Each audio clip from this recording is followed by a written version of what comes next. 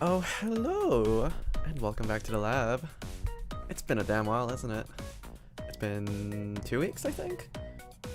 Well, it doesn't really matter because I'm gonna be going on hiatus again after this video. Yeah, 999.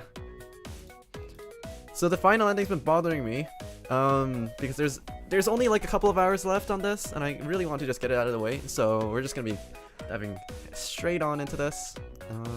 Let's see. So the only thing that we have left to do in 999 is honestly the true ending. We've unlocked everything up to this point, so there's only this little, whatchamacallit, like lucky block or whatever the heck it is. So we're just gonna resume from here. Let's just take a double look. Let's just take a look at the tier list that we've had so far. I'm just trying to remember what happened. And of course, like this entire stream is gonna be extreme spoilery simply because need the Neptune key. This is the final true ending of 999. Like I saw that Reine has also been playing 999. I think that's pretty interesting coincidence. But yeah, for anyone that wants to see through the whole thing in its entirety, then it would probably be best to step away from this one because there's gonna be a lot of spoilers. So Santa over here. I mean, we kind of know who he is already, so yeah, everything I say from beyond this point is all spoilers. So Santa's been outed as 0, and that's basically the reason why he's been sticking with Jude. So 3 + 6 was basically lets you join any team and not change its digital root, which is also why this number 9 guy was supposed to be like the strongest card in the deck. But then Ace revealed that because he is the strongest card in the deck is why he had to kill him off. So he's actually an unfortunate victim of like corporate bullshit, but I mean, it is what it is, right? You just gotta suck up to it someday. It happens. So I don't know, maybe I should move this guy up a little bit, but I don't know, he's so much of a kiss ass that I kinda wanna keep him over here, so he's gonna stay over there for the time being. It's okay. That's fine. Next up, June. She's also a victim. She's kind of like dumb. Like really dumb. Like, okay. On the summary ending and all the endings that she's died, she basically, and every single time that she's gonna die, right? She always meets up with Junpei immediately afterwards, and she never says anything about how she dies. It's actually incredibly frustrating. I thought maybe it's because like, I don't know, maybe she's all-knowing of like the grand scheme of things. Maybe she knows what's going on, but no, she's actually just dumb. She just has no awareness, so she's gonna stay up here in this stupid corner. Ace, the last ending that we went to, he kind of got incinerated, and then he turns out he's a huge bitch, so we're just gonna leave him over here. Junpei, honestly, he goes through so much shit. I'm just gonna move him up a little bit. Like, he deserves to live, okay? He just went through a lot. 0, Santa, I have no idea what his intentions are, so we're just gonna leave him over here for the time being. But yeah, he's a man full of mystery. And it's also considering that if he's 0, so he wants to get revenge on the other guys, right? But then where the hell did he get all the funding to perform the non-arena games? Or does he have like a backing support or something like that? There's still a couple of questions that are left to be answered, but I'm hoping that the true ending is gonna reveal all that for us. Clover, honestly, like I can't. Everybody here is a victim in one way or another, except for Ace, because he's a little shit. Yeah, Clover is also a victim, Snake is also a victim, but these two guys are actually kind of cool. I think Snake, where is it, Snake? Yeah. Snake's actually got drip in the latest reveal. Like his black cloak thing with like with red highlights. Chef's kiss. It's fucking perfect. Clover, she didn't kill anyone in the current timeline that we're on right now, so we're just gonna she's mentally unstable, but I mean, she's a fucking teenager. We're just gonna leave her as is. We shouldn't fault her for being a teenager. That is just a matter of fact. So we're just gonna leave him over here. Leave her over here. Yeah, the one thing I don't understand is how the hell did Santa get the money to pull off this non-arena games thing in the first place? I think that's strange.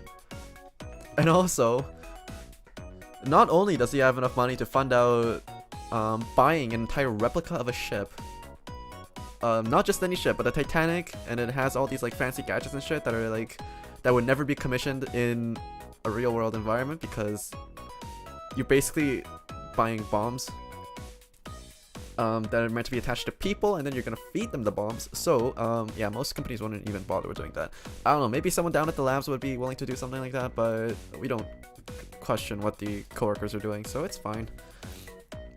And not only that, but he also has enough money and the manpower to kidnap the CEO of a gigantic pharmaceutical company. Like, I don't know. He's got some pretty big backers. So, alright, if we want to get through the door, we need to find Neptune. I say we split up and look for it. Okay. Very well. Like, isn't this outfit kind of sick? I think it's actually really nice. Sure thing. Good.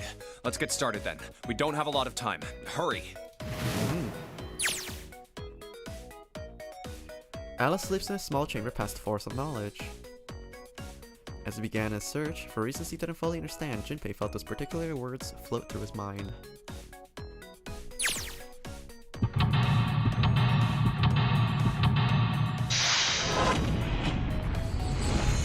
This is a nice and big library.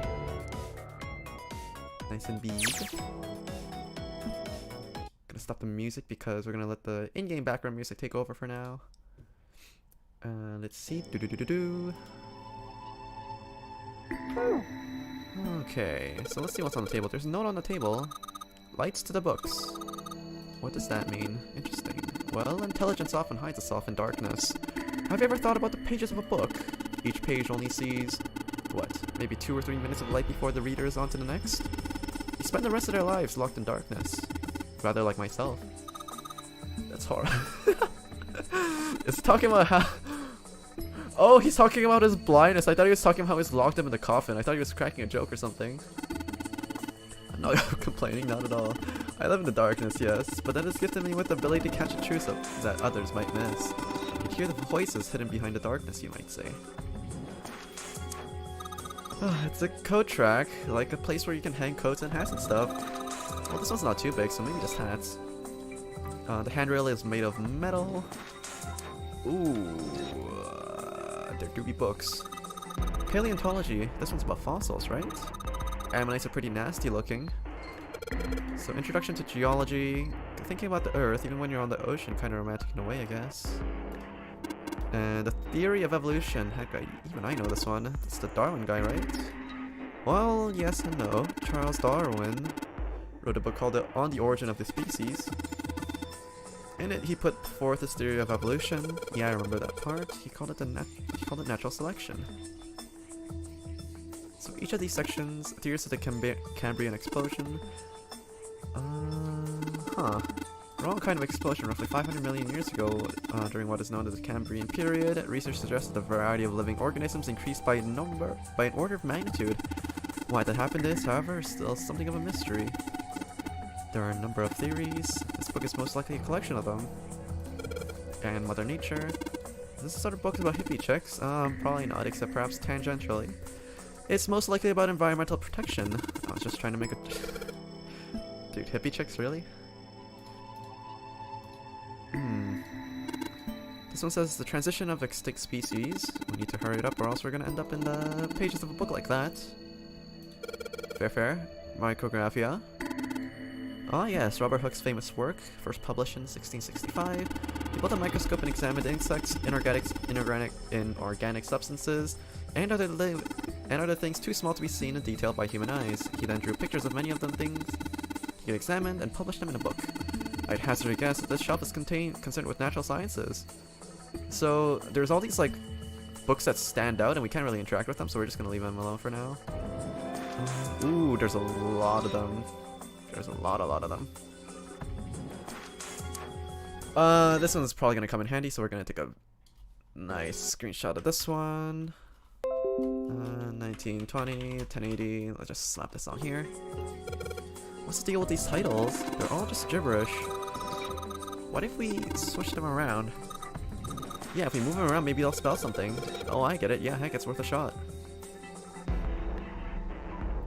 So EPNO, the first thing that comes to mind is open.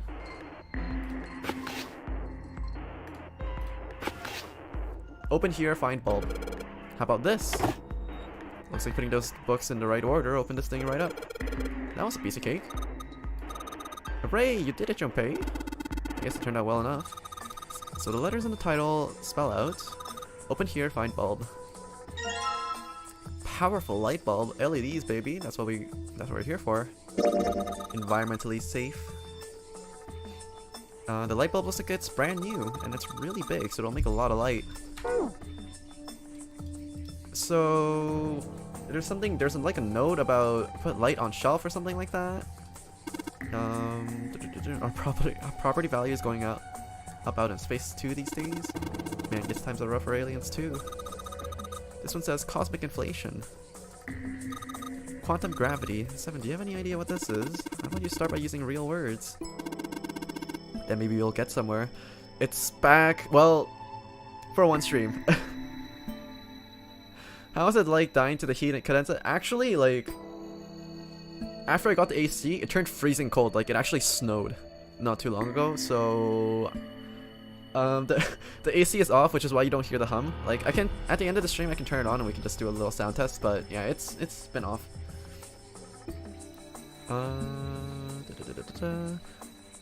Open here, find bulb, so we solved that thing. So we have a big ass light bulb. Energy theory, huh? I don't even understand the damn title. So you're saying the world said no to your AC? Yep. Looks like this shelf sells science and technology. It's not completely set up yet. I still have a little bit more tinkering I have to do, but for the most part, it's just there. It is extremely cool. I do plan on using it later, but not today. The black hole hypothesis, gamma ray astrophysics. I guess this bookshelf is an astronomy theme. Yeah, especially because like, it's only like the start of June. What, tomorrow, or the day after? I guess. Yeah, there's 31 days in May. Yeah, it's only gonna get hotter for like the next 2 months, and then it's gonna cool down. But I think it's a worthwhile investment. I'm not gonna regret the purchase most likely. A kid's book here. It looks like it's a children's story about Native Americans. Don't you think a random book like this is kind of suspicious? Maybe you ought to hold on to it. Oh dear gods. I have to inspect every bookshelf. It's better than being cooked alive? For sure. Also, if I play a game like Apex Legends or something like that, once the AC is on, even if the AC is on, you guys won't be able to hear it because of the game noises. Most likely, at least. This one has some Native Americans on the cover. Hey Jinpei, take a look at this one. Native Americans, huh? Maybe it's got some... Whoa, okay.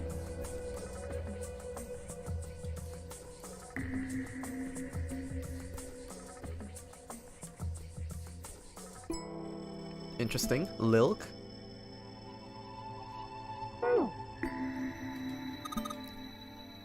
I have no expectations for your Apex stream now because of lasers. It'll be fine.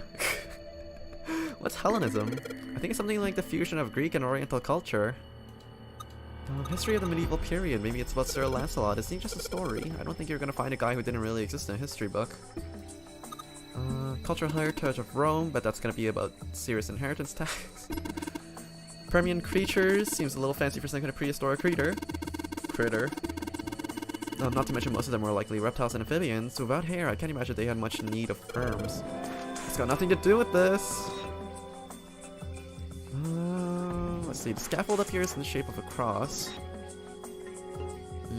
There's a big opening to the library. It's pretty impressive. It almost looks like a door to the shrine or a church or something. There's another door after it and a passageway beyond that.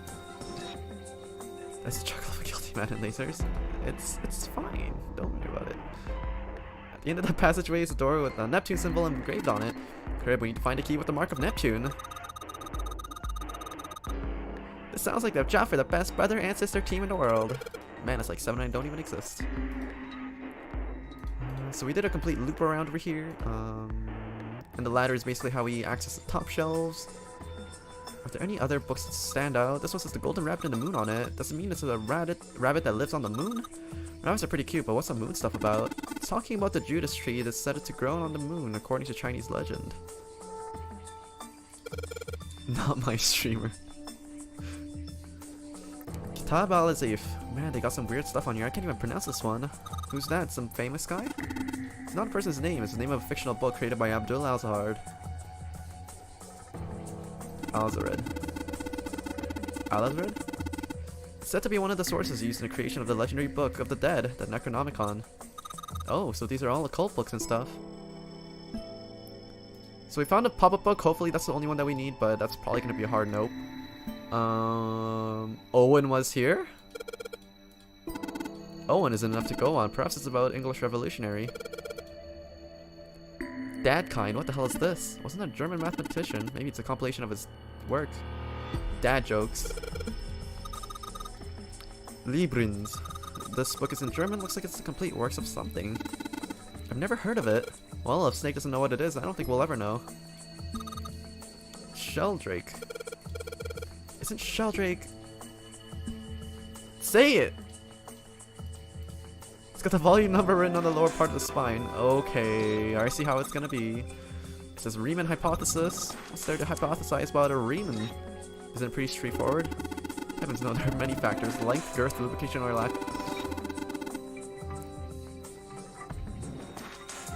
We're not going there on my PG-13 stream.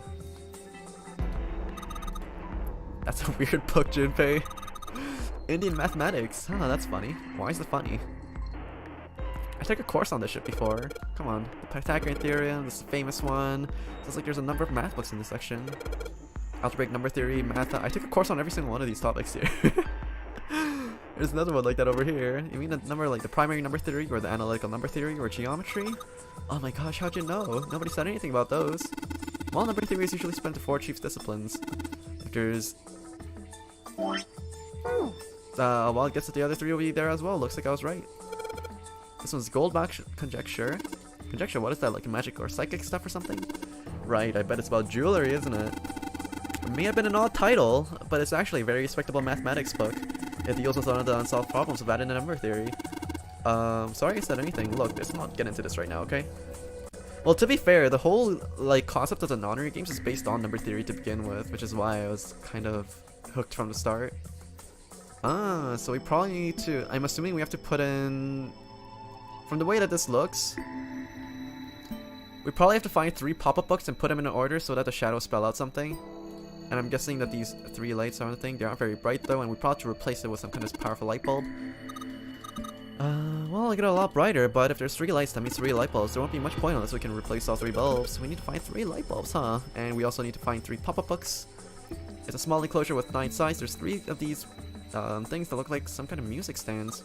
Hey Junpei, you think maybe you're supposed to put in these pop-up books on the stands, and you could open them up? Oh yeah, if we do that, then maybe they'll make a light shadow on the floor over there. True, but there's 3 stands, right? We don't have enough picture books. In other words, we need 3 picture books. Fuck! So it's gonna be a big-ass clue search right now. Let's see what we got here. So many books here. I wonder what this one's... Whoa, what's this? Warm? Oh no, I'm sorry. What's the deal? What's... Junpei, must I remind you that Clover is underage?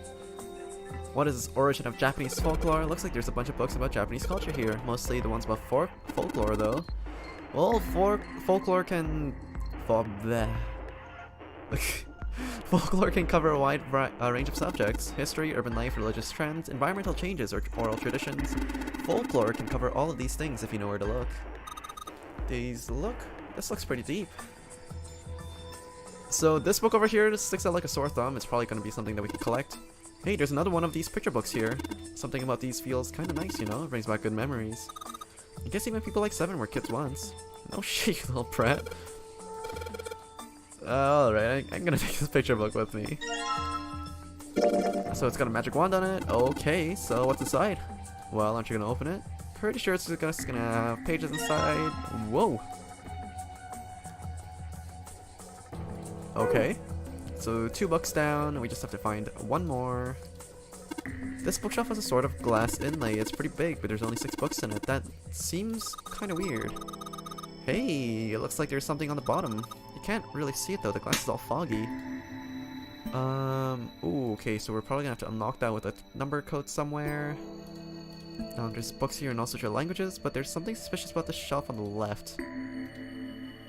But this one? I mean...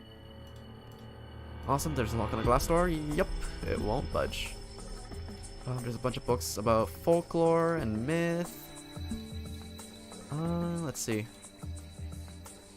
We already did that one. Let's look for another book with a red spine. Can someone be on the thumbnail saying you little brat? Interactions between shortwave energy and matter. What else you've got? Just listening to you read these titles is giving me a headache. Can't say fancy technology and stuff is something I get along really well with. Keep on talking about this stuff and you're gonna put me in a sleep. Are there any other books that stand out? Cultural Heritage of Rome. There's a bunch of books. The Black Hole Hypothesis. Energy Theory. Let's see. Is it this one? Oriental History. Maybe it's something about China's 4,000 years or something. Hey, Chinese history and Oriental history aren't the same thing. Here it is. This one. It looks like that picture from earlier. The one with the pop-ups. You think they're part of a series or something? They do have the same binding. So, open sesame. There's a baseball in this one. Come on, Junpei, let's see what's in it. I'm gonna go out on a limb and say it's probably baseball stuff. Whoa. So we still don't... We haven't found any other puzzles to find the rest of the light bulbs yet. Let's see. Just go back down here for now and stick the books on the shelves, I guess. Okay. This is a little weird.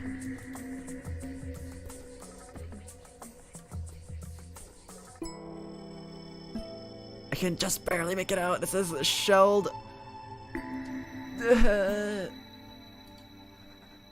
Something 5. So maybe it's over here? Number 5. It says Sheldrake on the spine of this book. It's got the volume number written on the lower part of the spine. Take out book number 5! It says 5! Please! What's the use of wishing? I don't have any more light bulbs. I don't care, you can see the 5 over here! It says 5! It says Sheldrake 5! Read!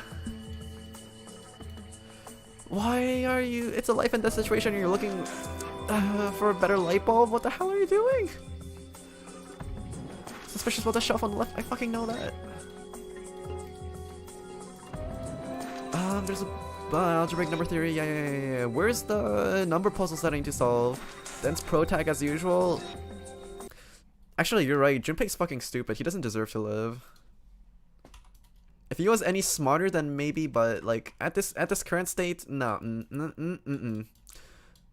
He's just relaxing, just taking the crew on a leisurely stroll. You know, they're going the scenic route when there's only 1 fucking hour left on the stupid timer. Hello. I can't believe that the answer's right in front of me, but I just can't deal with it. Like, what do I do?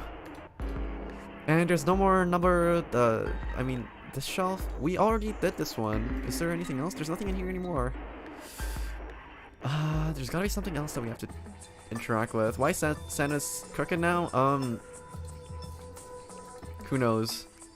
0 is a mat of mysteries. Mat of many mysteries. We will never know. I don't see any, like, blatant number puzzles or anything. An overview of photochemistry. I think whoever set this up wanted to see the cover, not the spine. Let's look at it, okay? Well... Looks like there's a whole lot of space behind these books. Look, Junpei, I think there's something hidden behind the books. Jeez. How about this one? Oh my god, I'm gonna have to search through every single one of these, aren't I? Oh look, 7, there's a book that's perfect for you. It's called Correlation of Muscle, Bone Density, and Bone Strength. You're just saying that because it says muscle. Are you alright, Cadenza? You're starting to... Look, I'm literally looking for a light bulb in a library. A hidden light bulb in a light. This is worse than finding a needle in a haystack. Are there any other book covers that stand out? Because I don't want to go through clicking through all these. Well, I know what telepathy is, but I never heard of teletemporation. It refers to having the ability to travel through time. And I can't deal with that one. Nope, that's a puzzle that we solved. Any other standout covers over here? Nope. Energy theory, black hole, yabba dabba da, Hellenism, history.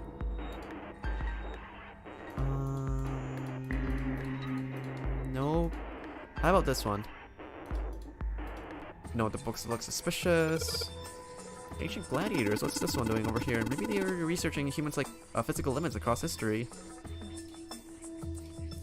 I have a feeling that the book is probably going to be on, the light bulb is going to be on the bottom floor, most likely.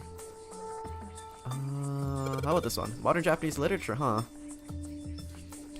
There isn't a picture of a book on the shelf anymore. Agriculture and historical origins of folklore. Oral traditions. Yeah. Huh, maybe it's not here. Well, back up we go. Shit.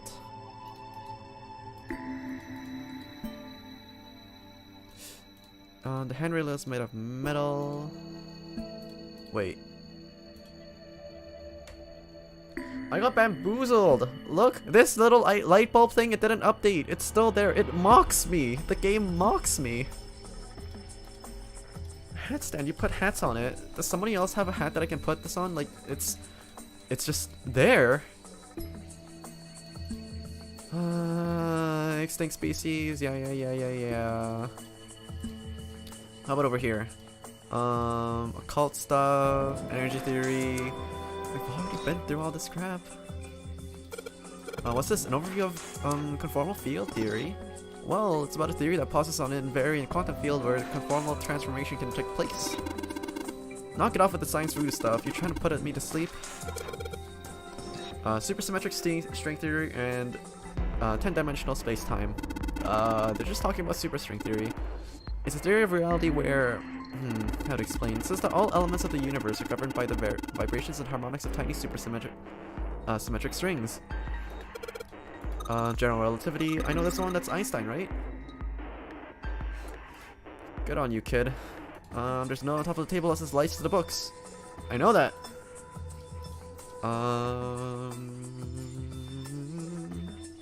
Is there no other light bulb that I can yoink from or something? No, I've been here before.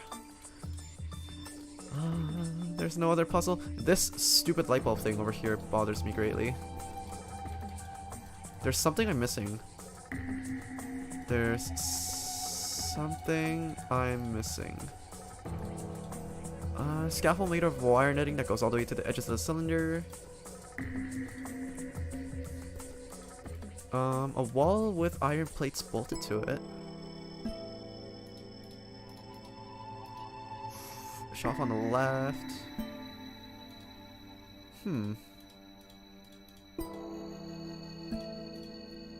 Wait, just for reference, let's just double check how many characters this thing has. In the middle of the glass door is a cylinder lock.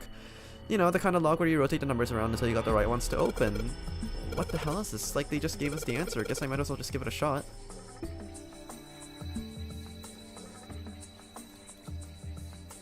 Oh. Right, that's a thing. So is this 632415? 632415? I knew that. 632415.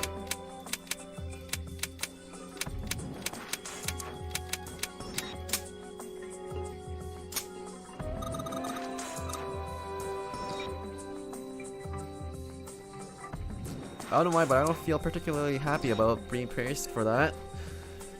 I don't feel particularly happy about having to sift through all those books to get nothing out of it either. Jeez, at least it's locked open now. Well, yoink it open. And let's see, all 6 books to be pointing at the cylinder number lock, and we have a powerful light bulb. So go over here, change these bad boys out. I'm gonna change these bulbs, and now they should. Oh gee, I wonder what it said. Awesome, it worked. Way to go, Junpei. Good job, buddy. There's something projecting on the bottom. The letters, they seem familiar. Jesus Christ. I can't deal with these kids anymore. It says Sheldrake on the spine of this book. It's got the volume number written on the lower part of the spine. Are you kidding me? Do I have to spell out every single thing for you? Sheldrake 5? I think I saw the rest of this collection somewhere. Yeah, I think it was somewhere around here. Let's go take a look. Okay. Sheldrake. Have you heard of him? Sheldrake, I mean. Yeah, Lotus told me about him. There's a British biochemist named Sheldrake. He has a rather interesting theory, morphogenetic fields, which relies on the theory of morphic resonance. Ooh. Really? From Lotus, huh? Well, Clover also said something to me about that stuff. She did? Yeah, what was it? The ability to access a morphogenetic field is affected by a couple of things. The first is epiphany, and the other is danger. That girl. I told her not to tell anyone. Hold up, Snake. What kind of snakes? What kind of shit are you hiding? Why? Well...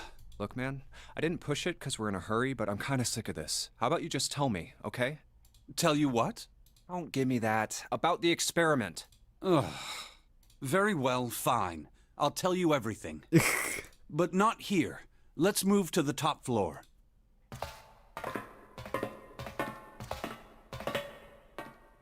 I suppose I might as well start by telling you why I kept quiet, and why I made sure Clover did as well. To be honest, the explanation is quite simple. Zero told me not to. I had little choice. He didn't walk up and tell me, of course. He gave me a message engraved on a card. That's a Braille card. It looks just like the one you showed us earlier. So you had 2 cards? No, only one. Huh? What do you mean? He just didn't read out the entire message. I thought that card just had some rules for the nonary game on it. Yes, it did. And those were the rules I read you. However, they were not the only thing on the card. Derp. There was something I didn't read. Well, perhaps I should say, there was something I couldn't read. And that was? Tell no one of the events that took place 9 years ago. Tell, and I activate your sister's detonator. Ooh, that's low, Zero. What the fuck, Santa? It's a threat on our lives. Christmas is canceled, Jesus Christ. Oh. Well, what about Clover? Did she get a message from Zero too? I don't believe she did. But doesn't it strike you as strange that Zero would shut my mouth, but not hers? Yeah. To be on the safe side, however, I told her it was best not to tell anyone. Still, apparently she told you. That girl. What's wrong with her telling me? I figured some stuff out with the things she told me. I mean, it looks like the whole activate her detonator thing was just a bluff. She's prancing around downstairs happy as a clam now that you're back. That's very true. I've decided I can trust you. I've decided to tell you the truth. The chance that Santa is Zero is very high. Yeah, we kind of deduced that already. I feel I can assume Santa doesn't have the time to observe us at the moment. And at any rate, even if he were, I very much doubt he would kill us. Why? Clover told me about the 4-leaf clover, about the words. If he knew about that, then he was in my group during the first experiment. I'm sure of it. He wouldn't kill us, no matter what the situation was. Hey, Snake? Yes, I know. You want to know what happened during the experiment. Yeah. How much do you know? Clover told me about... I see. And so happened, okay. The morphogenetic field in the experiments 9 years prior. How the experiments had taken place simultaneously at 2 locations, one being the ship and the other being a building in Nevada. And the girl that died during the experiment. She told you all that, did she? At any rate, I now know how much you've learned. All that remains for us to determine is who did this and why, right?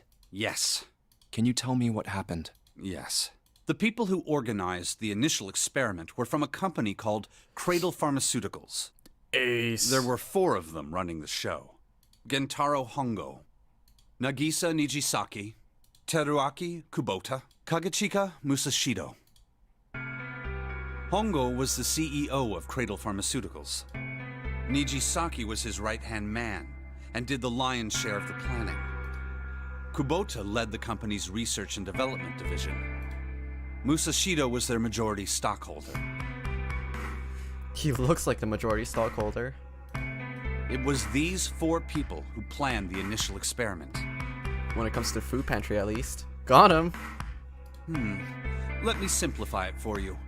Hongo designed it, and Nijisaki put it all together. Kubota developed the technology required, and Musashido provided the cash. So it's Hongo, Nijisaki, Kubota, Musashido. Of course, more than 4 people were required to conduct an experiment of this scale. To that end, they organized a top-secret team to assist them with their research. All in all, they gathered 10 people or so. Those 10 completed their team, and they were able to begin the project. They named it the Nonori Project. Oh boy. The purpose of the experiment was to research the prospect of controlling a human mind through sheer will. The power of the Force. The vessel, I suppose you could say, for this control was the morphogenetic field. Why did the glycerin suddenly begin to crystallize? Why did the crystal structure of EDT undergo a sudden change? Why did the rats improve their puzzle-solving skills with each generation?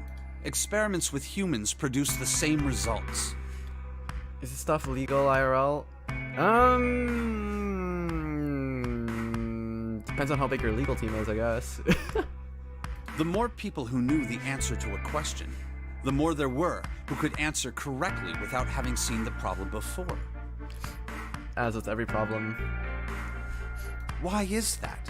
How could it happen? Wonderful world we live in, isn't The it? answer is that the shape of the answer has been stored in a field invisible to the naked eye.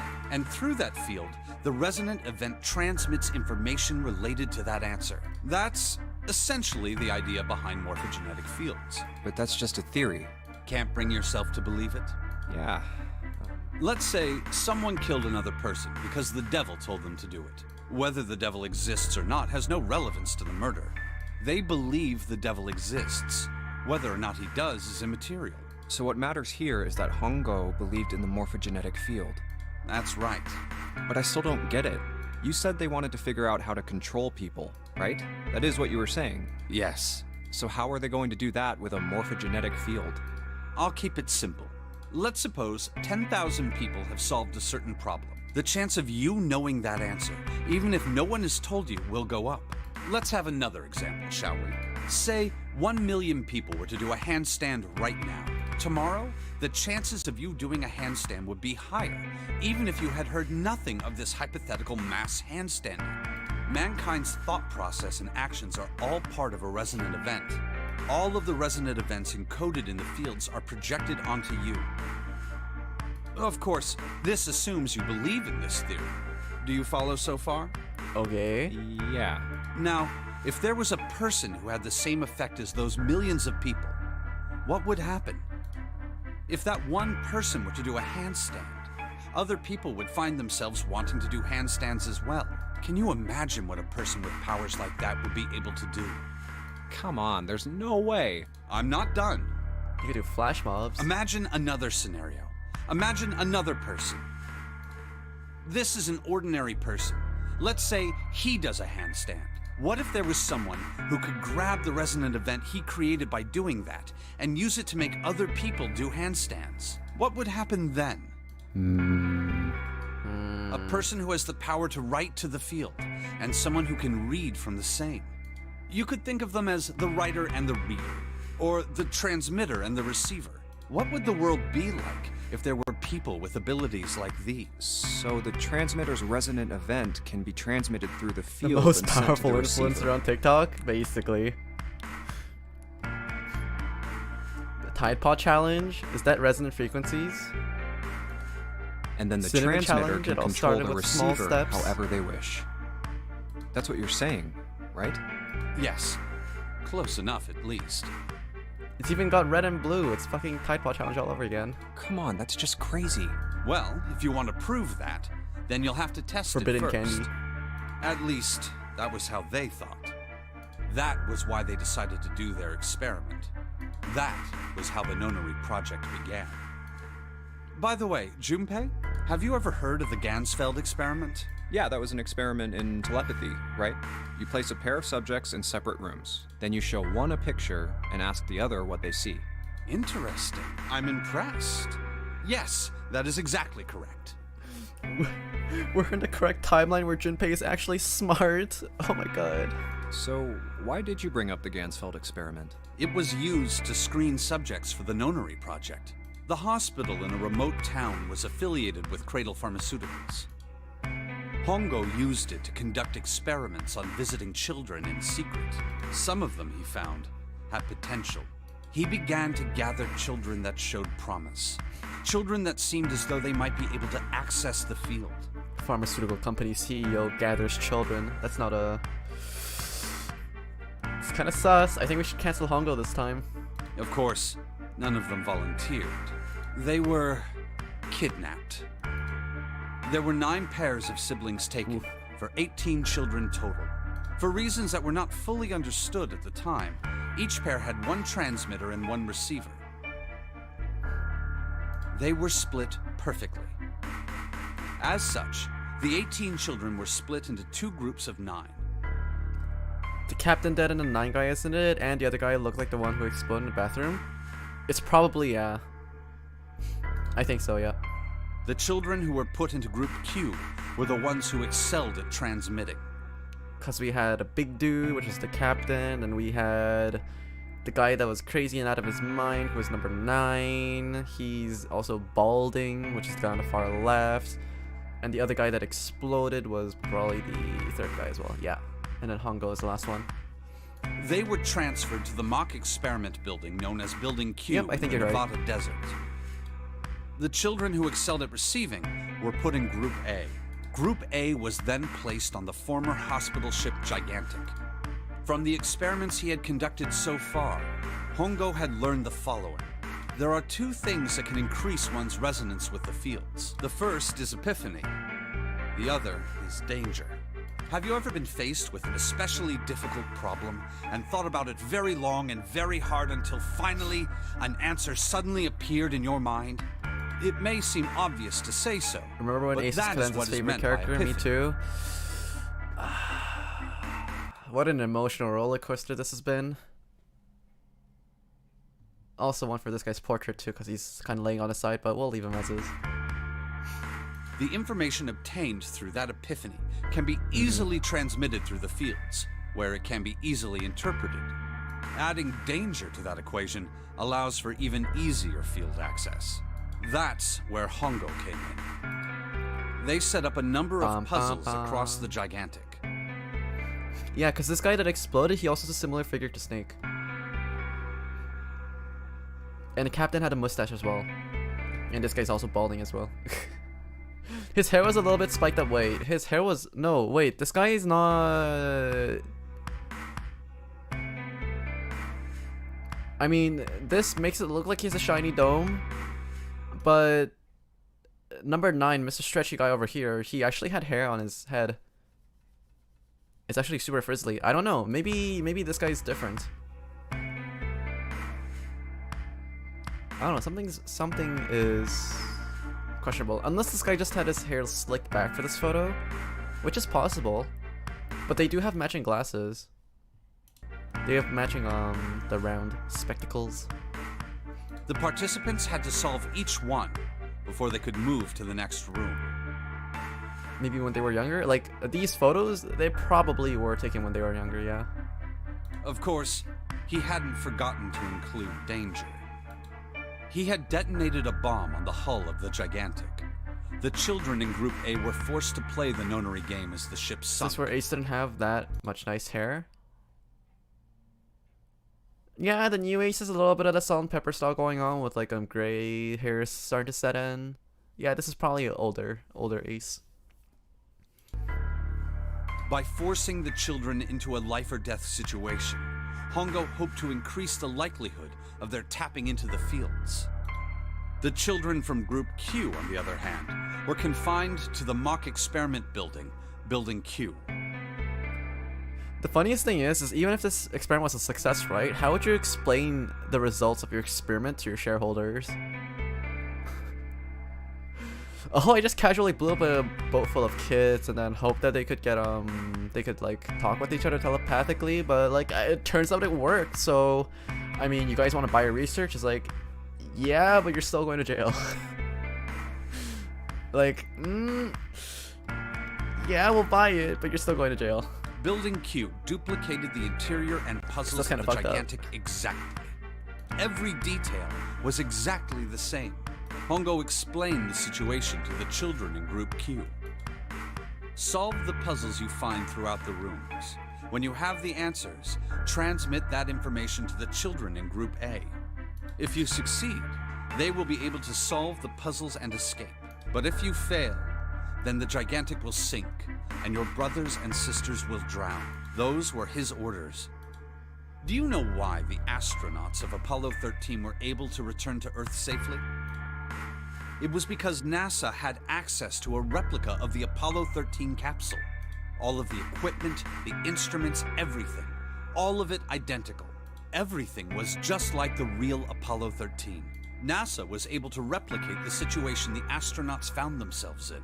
By putting themselves in the same situation, they attempted to solve the problems the astronauts were dealing with. Once they found solutions, they reported their findings to the men aboard the actual capsule.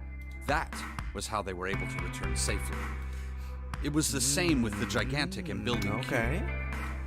The children from Group Q had to use the power of epiphany to solve the puzzles they found and transmit what they learned through the children in Group A, however, they had to access the fields to learn how they might advance to the next stage. That is the simplest explanation I can manage. Could you imagine being in Group A though? Like being in Group Q, it's like you have things to do, right? You have puzzles in front of you that you have to solve. Like it makes sense. Like they can keep their hands busy and stuff like that. Like granted, there's like a fucking ticking bomb in every single one of them. Well, that's like small details. That's fine.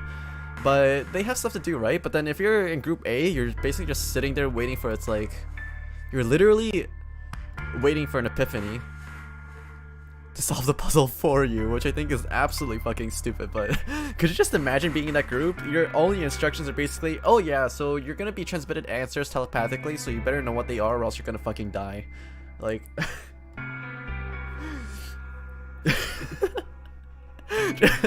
just thinking about it, it's like, oh man, the Group A pull out the short end of the stick. Huh. Hey, Junpei, Snake! How much longer are you two gonna sit around on those bony asses? Get down here already! He's right. I don't know, I just think that the whole situation is kind of ridiculous. Let's go, shall we? We don't have much time. We need to get out of here, and soon. I don't think they tell them no because they want to do real danger. Yeah, so basically, which makes it even funnier because then they're basically just stuck in a room and there's like, well, there you go. There's your life. What do you even do? What do you even do as a Group A in this room? You're basically just like fucking locked in an abandoned building. It's like, guess I'll die. Yup, exactly. Like, okay. Hold it. There's one more thing I want to ask you. Hmm? Are you sure that there were 18 kids? Why? Well, I thought it was only 16.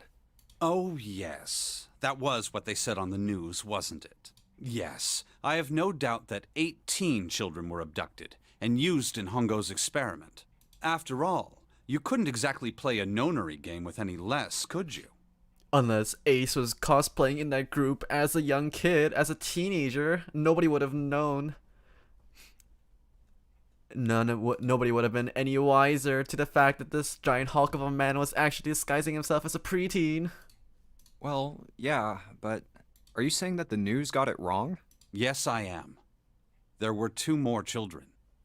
However, they had no relatives that I'm aware of. I imagine no one filed a police report when they went missing. They were brother and sister, like Clover and I. The brother's name was Aoi. The sister's name was... Her name was Akane. Eh? That was the girl who died. Akane Kurashiki died? 9 years ago? Then, who is June? Fuck is this bitch over here then? No. That's impossible. It can't be true.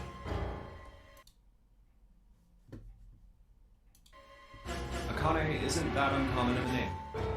I mean, that is fair, yes. If Snake had known her last name, that's a different matter entirely. So they share a name. A lot of other people do too. It doesn't mean anything. It was someone else. Of course it was. It has to be. Is something wrong, Junpei? Your breathing sounds strange. Oh, no, it's nothing. I'm fine. Let's get back down there, alright?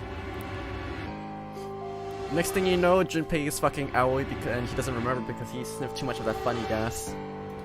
We'll see. I couldn't do it. Why didn't I ask? What's her last name? I just couldn't get the words to come out.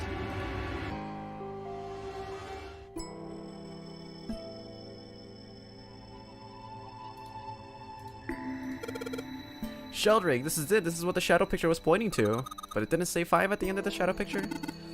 Yes, I think we have to find the 5th volume. And would you look at that? There's a big red button behind this book. I guess we should press the button. Boop. Holy shit.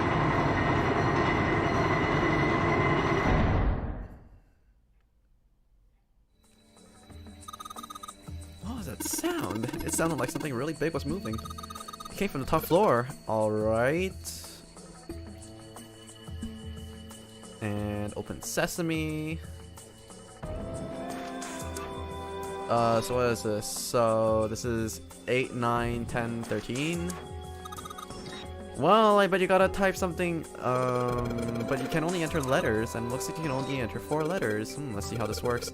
I guess you need to hit enter once you type in the letters, and I also got the number wrong. It's actually 13, 14, 10, and 13.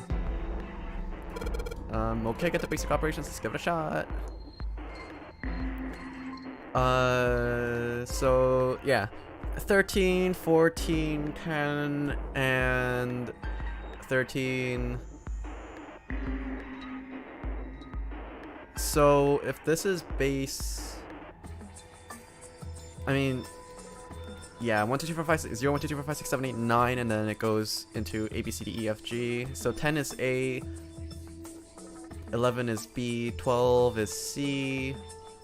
So D, E, A, D.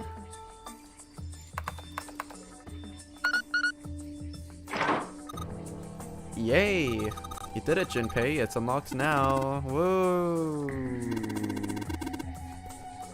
Yeah, don't get too excited. The password is dead, remember? Just make sure... just makes me think that whatever is waiting for us isn't good. So what? Jeez, you're such an old lady. We can't be worrying about stuff like that. I mean, come on. We got it unlocked, didn't we? Let's go. Hurry up. Move, move, move. Alright, let's get this thing open. I swear to God, if there's 2 different endings based on which of the 2 doors I open, I'm gonna be fucking mad. Alright, this is the next. Okay, it doesn't split off over here. We're good. We're in the safe. We're fine. There will be no backtracking today. Oh, the door! Also, it's been an hour when you only cleared 2 squares of this. Holy shit. Yeah, this was gonna be wild. There's so much expedition going on. Did that just close on its own? Don't tell me we can't go back. I don't know. Let's see. Damn it. It looks like it locks automatically. Is there any other way out? Well, there's another door over on the right. There's a card reader next to it. Oh my God, there's so much shit over here. It's got a red light on it, though, so I'm pretty sure it's locked, too. But there is a card reader, right? Yeah. Yes. Then perhaps if we find a key card, we could open the door and leave? Well, yeah, that might work, but... Hey! Junpei, Wait a shut up and minute. find a card. Are you saying we're gonna have to search through this room for one little card? Oh, man. You searched through a whole fucking library for 3 pop-up books and 3 fucking light bulbs. You can do the same over here. Trust me. You only have 1 floor over here. It's a lot easier. Looks that way. No way! For real? Well, we can sit down and wait to die, if that's what you prefer. Honestly, not too bad of an idea at this point. I rather doubt that, however. So it would be wise to start looking. Very tempting choice. We haven't much time. Let's find that key card. Oh, and the Neptune key as well. We won't be able to get through the hallway without it. How funny would it be if the fucking Neptune key is like at the end of all these puzzles they find Alice's casket, right? And she's just laying there and then the fucking Neptune key card is like in her mouth. She's not holding it or anything, it's just literally she's biting down on it and you just have to take it out. Like the world's worst card reader. Wouldn't it just like match perfectly with the theme that's been going on though? Looking for the card in a card reader? Please stop. All right then, let's begin. Oh no.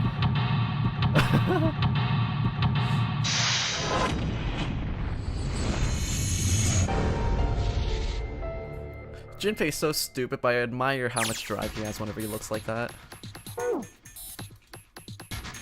Oh, another navigation board, okay. Isn't this a nautical table? Yeah, I feel like I've seen this before. New material has been added to the file screen. Light that's attached to a drafting table. It's got this little metal arm that holds it up. A ruler. These fans are for ventilation. They're probably there to circulate air. There's a bunch of crap laying around on the floor. This desk is really big and it feels really sturdy. Yeah, it does seem pretty heavy duty. I suppose it belongs to whoever uses this room, wouldn't you say? Yes. At least I can see some sort of big machine on the other side of all this crap. There's piles of crap everywhere. Man, this place is a mess. It's so messy, I don't even know where to start. Some of this crap looks familiar. I think a lot of these parts of the puzzles we've solved in the other rooms. If that's true, then this room could be Zero's laboratory. Perhaps Zero would shut himself in this room to devise his plan until it comes to fruition. Do these guys not realize that we had a really clear view of all the deads and reds? Okay. There's a control panel in front of a really big screen here. I wonder if any of these buttons will do anything. There's something on the screen below. What's this? There's 15 cells here with numbers and letters written on them. Let me see that. Oh, I see. So whenever you touch a cell, the ones next to it turn on or off. You just gotta use that to make the all cells on the right and the bottom green. Hey Junpei, I found this piece of paper under that thing. You want to take a look at it? Do you think this might have something to do with the puzzle? It's a piece of paper that Clover gave me. There's a bunch of numbers and letters connected by equal signs on it, just like she said. This is probably related to the puzzle on the screen somehow. Thanks, Clover. This really helps. Alright. Let's go back and try again. Anyways, it looks like I just need to make all these cells all green.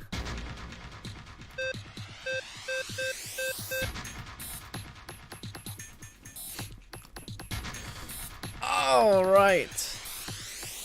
So we already know what this means. Yeah. So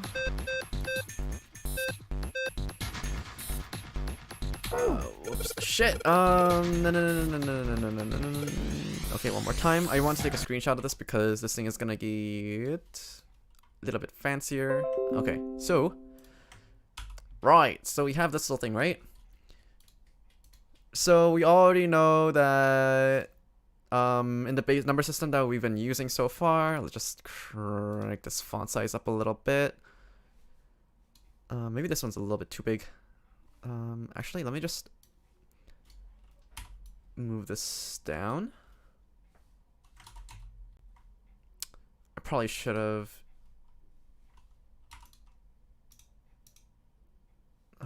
Okay. So move this down over here on another layer. So the number system goes from the, why is this white?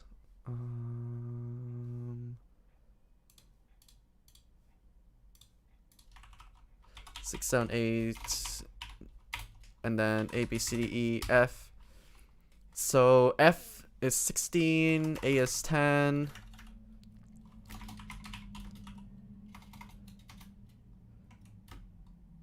A is 10 and F equals 16. And we know this, so we could just overlay the numbers on top of this. So for example, this is gonna be 1, this is gonna be 16. Let's just get a bit of a thicker brush so it's easier to see. So this is 16, and D is gonna be 14, I believe. No, it's 10, 11, 12, 13, 13, 6, and then B is gonna be 11. So 1 plus 16 plus 5 is equal to L, so that's 21, that's 22.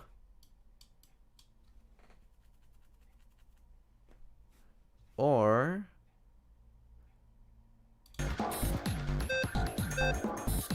6 plus 4 is equal to A. 6 plus 4 is equal to A, which means that this is A is going back to the original thing. It's 10. So 10, 22, 22, 22, 22, 22, 22, and 10. So from the numbers that we've seen over here, let's just... So this is C. C is 10, 11, 12. Right.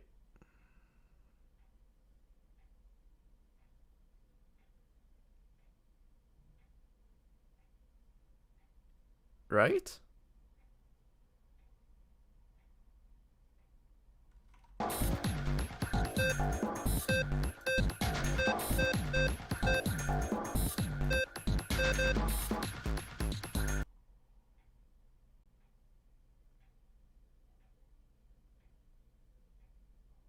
Am I dumb?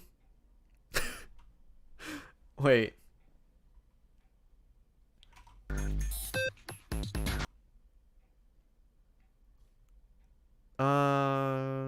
10, 11, 12, 13, 14, 15. 15. F is 15, not 16. Whoops.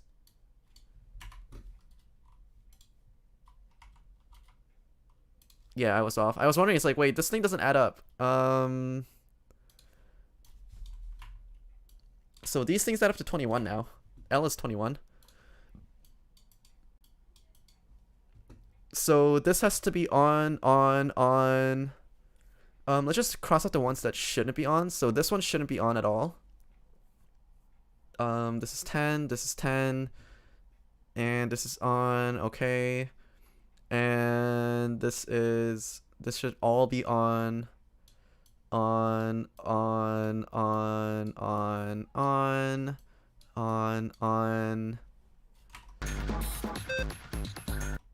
And no. On, off. And then this is going to be 9, 21. Yep. So we only have 2 of these that need to be off, and everything else needs to be on. So it should be the top left one over here that needs to be off, and the bottom left one over here that needs to be on. Okay.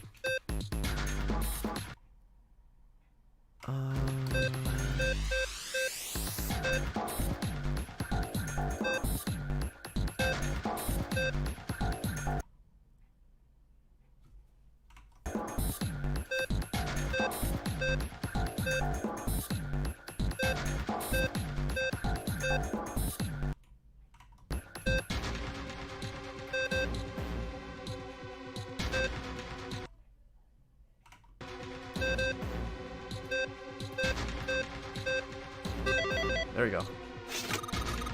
I did it! I'm so smart. Oh, thank you. You seem to have done an excellent job and solved the puzzle, just what I would have expected of you, Junpei. Praise me more. Whoa, don't get cocky, kid. You don't have time. Fuck you, 2-7. Check the right edge of the control panel. This slid open and something came out. Ooh, it's a cross emblem. A metal plate that's shaped like a shield. There's a cross engraved on it. A defender badge. Nothing happens when you press the buttons anymore. Let's see. Ooh. There's 3 monitors here. The power's on, but there's nothing on any of the screens. Alright, I put the emblems into the 4 indentations on the desk, but nothing's happening. Wait, what's Snake doing? I feel symbols engraved just above the indentation. On the upper left is a steering wheel symbol, on the upper right there's a cross symbol, on the bottom left there's a mysterious circle symbol, and lastly the waffle pattern is engraved on the bottom right indentation. Additionally, each symbol seems to have been given a number. 1 steering wheel, 2 cross, 3 mysterious circle, and 4 waffle patterns. Perhaps we need to insert the symbol in this order. In that order, huh?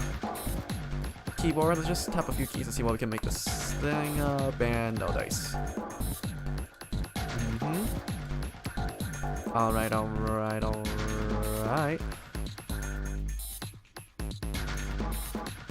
Ooh, more puzzles. Smallest part of the machine. It's really dim though, but it's got a map of the world on it, but I can barely see it. Jimpei, this looks like there's a compass on there, and now I get it. I guess you weren't there, Clover, but I saw a puzzle like this one in the wheelhouse. I think I just need to do the same thing over here. The same thing. The important part is this nautical table we just found. I just have to match up the direction of the compass with the lines on the nautical table. I used the steering wheel in the wheelhouse, but this time I think I'm gonna use the wheel attached to the side over here. Okay, then show me. Maybe I ought to run through the instructions. It looks like this probably works the same thing as the steering wheel did and the wheelhouse did. If I just touch the direction I wanted to turn to, the compass will turn in that direction. Then I just gotta press stop when the compass is pointing where I want it to. I'm betting something is gonna happen if I can do it right. Alright, let's do this. So, starting from the top over here, we're supposed to go south, west, southeast, northeast. Let's just go south first.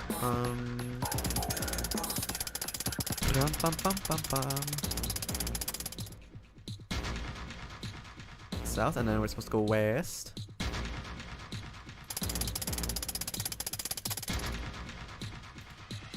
And then we go southeast.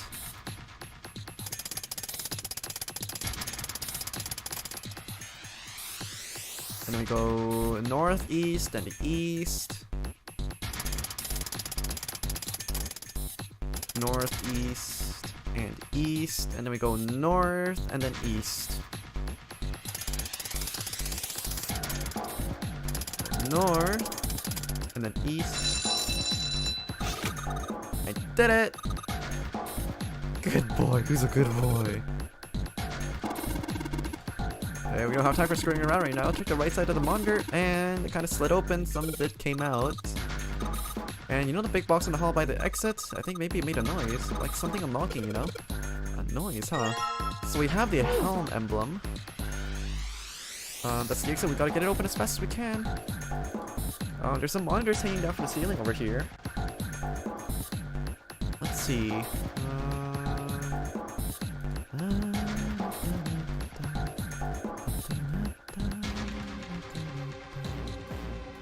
Let's see what happens, and oop. Well, now we got something like this on the screen at least. Huh, what's this? Oh, wait a minute. I saw something like this when I figured out what Morse code puzzle, back in the communications office. Yeah, the dots here looks like this for Morse code. There's 2 dots on the first line, 4 on the second, and 1 on the last. I'm afraid I don't understand. Well, perhaps I should give it a shot anyways. Alright, I'll try. Before I do that, though, maybe I gotta run through the instructions. If I just tap the button, it'll enter a dit. If I hold the button, it'll enter a da. Once we enter our answer, it'll automatically determine if it was the correct answer or not. Alright, then let's do this.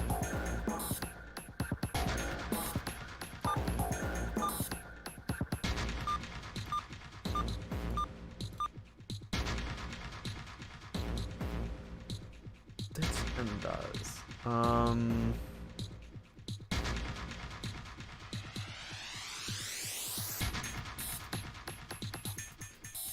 I don't think we had any clues on this one though. Before I do that though, maybe I ought to run through the instructions.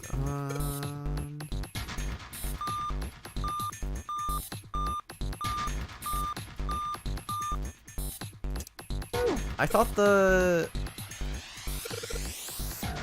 No. But I don't know what we're supposed to type out. Wait, I feel like I'm missing something very easy. Or I'm missing a clue. I could be missing a clue somewhere. Nope, that's not it. This metal shutter looks pretty sturdy. It's framed with black and yellow warning stripes. Alright, then let's open it. Oh, holy shit, that's pretty damn creepy. There's coffin in here. Coffin. Oh man, does 7 think... Yeah, he's uphill. He's thinking the same thing that I am. No, wait, could this be... I'm sorry, but what's going on? It's a coffin. I wonder if there's a vampire in it. Right, Alright, I guess they Snake and Clover don't know this story. Man, I can't bring myself to tell them. Well, let's have a look around. How about we just open it first? There's a metal pack on the coffin. Snake's touching it. All ice. Ah, the two machines. Holy shit. Well, this is serious. Well, let's open it, shall we? Clover, if you could give me a hand. Ready? And pop it open. No luck. It doesn't seem to be ready to open. Yes, but it's not like it's screwed shut or anything. Yes, I believe it's locked in some other way. Hey, Sam, do you think you can open it with your superhuman strength? I think I'll just pass on this one, okay? Very well, we'll just have to give up on the coffin for now. Let's take a look around the room a little bit more, shall we? Alice sleeps in a small chamber past the force of knowledge, beneath the navel of the gigantic. Is that actually true? I don't know, is it? None of y'all seem to want to open it right now, for some reason. There's something written on these piece of paper. It looks like we got 3 sheets of this stuff. There's nothing left in the cabinet. A pipe. Yes, it's a pipe. Indeed. So there's 3 pipes here. These are this is the same computer that we were looking at before. There's piles of crap everywhere. This is a pretty impressive mess. If we try and search for every one of these, we're gonna be at it till the cows come home. Well, that doesn't seem too bad. We won't have to go bring them in ourselves then. Don't you get smart with me, kid? Okay, we're just gonna deal with this area later. Let's just check out the file thing. Not digital roots. Morse code chart. The Morse code chart, it was found in the steel shelf in a small cluttered room. It has Morse code, and if for letters A to I, the short mark is called a dit, the long mark is called a da, and made by holding the button down. Okay, so it's J to R. There does not seem to be a pattern that determines which collections of dots and dashes are assigned to each letter. Huh. And the Morse code chart, it was found on a steel shelf in a small cluttered room. It has a Morse code key for the letters S to Z. Okay, so for the Morse code thing, let's just make a new layer over here. So we know that there's basically, it's 2 things over here, there's 4 things over here, and then there's also 1 thing over here. So we can just brute force this, kind of. So the ones with only 1 dot or da on it, there's only 2 possibilities, which is E and T. So this is basically E and this is basically T. We can also do the same for the ones with 4 different holes on it. So it's A or I.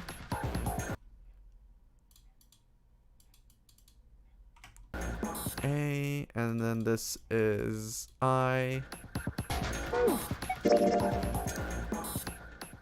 And then there's M and N. And yeah, this is the last one. This is N. And then of the ones with 4 different possibilities, it's B, C, F, H. So there's gonna be a lot over here. So it's gonna be B, C, F, H, B, C, F, H. So it's 1, 2, 4, 8. There's gonna be 8 different keys that can go in here. B, C, F, H.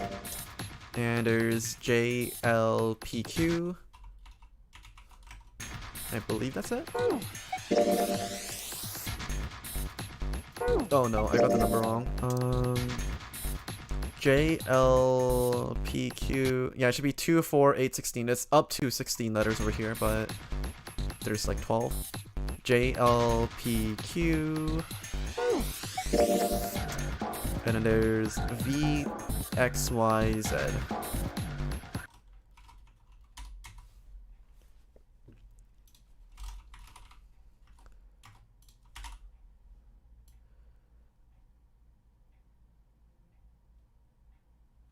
Kind of like this.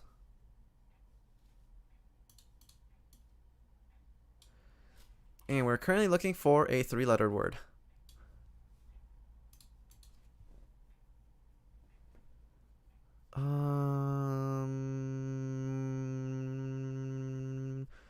So there's one,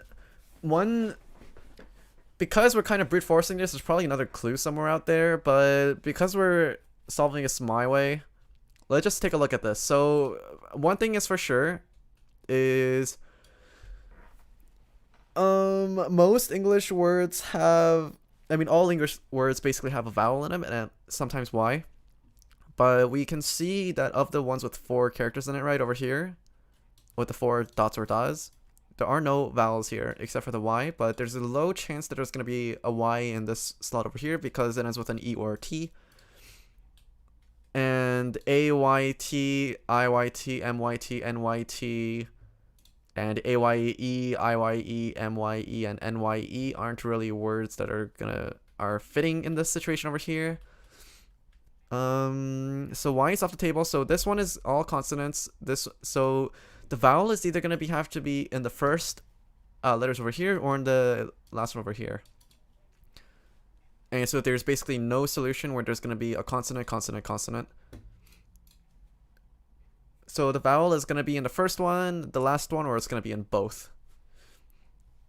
So what if we were to just go down with the list, assuming that the first one has it? So it's like A, B, E, A, B, T, A, B.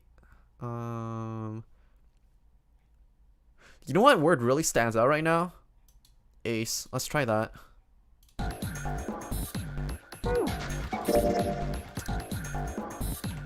So ace. Whoops. Come on.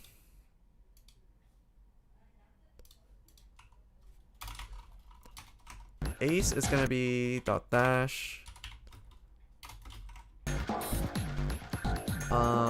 See, dash dot and dot. Dash dot and dot.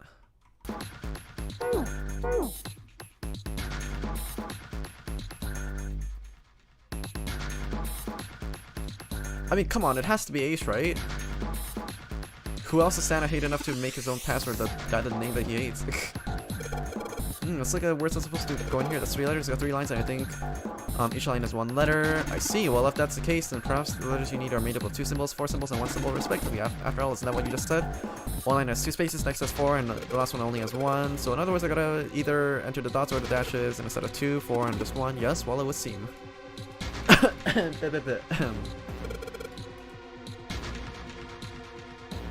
Oh, it just tells us the list over here. Okay.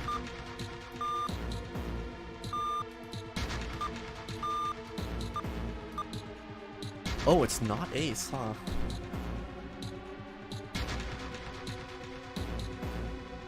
It's not... So Ace is actually off the table. Wow, okay. So Ace... Actually,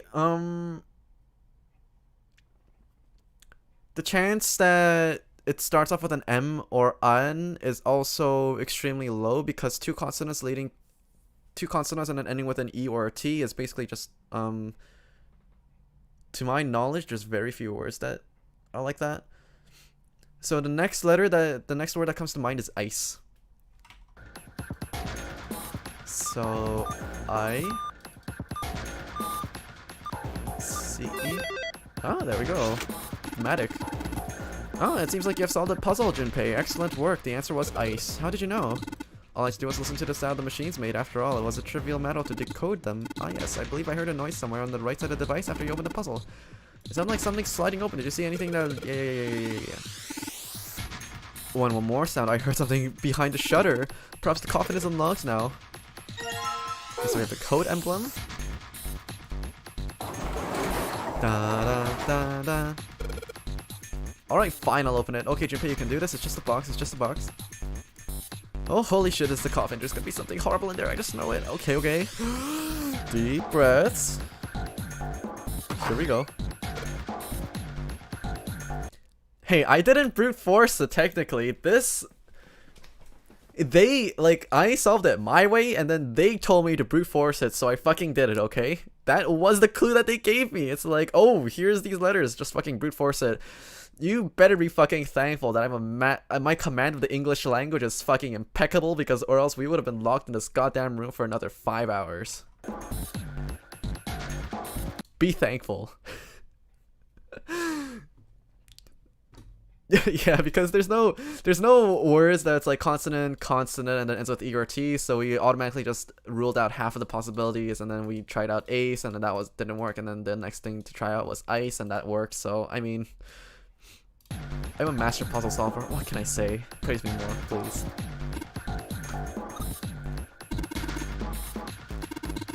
Oh man, there's nobody in there. Shit, can't believe I was scared of something like that. What do you mean nobody? Were you expecting someone to be in there? It's a long story. I mean, we found your fucking brother in a coffin of a similar size. Like, I mean, can you fault this guy for thinking there might be another person behind there too? Like, I don't know, man. Well, just like Seven said, there's nobody in there. There is something in there though. Well, two somethings actually. What's that? Ah, there's two things. Looks like we gotta play with an emblem on it and the Neptune key. We finally found it. Now we can get through the hallway. That's correct, Clover, but we do need to get out of this room first, you know? Yeah, I know. Okay, let's get the hell out of here as quickly as possible. I don't have any objections to that. I don't think we'll use the Neptune key, but I'm just gonna hold on to it for now. As far as the other thing goes, y'all already know.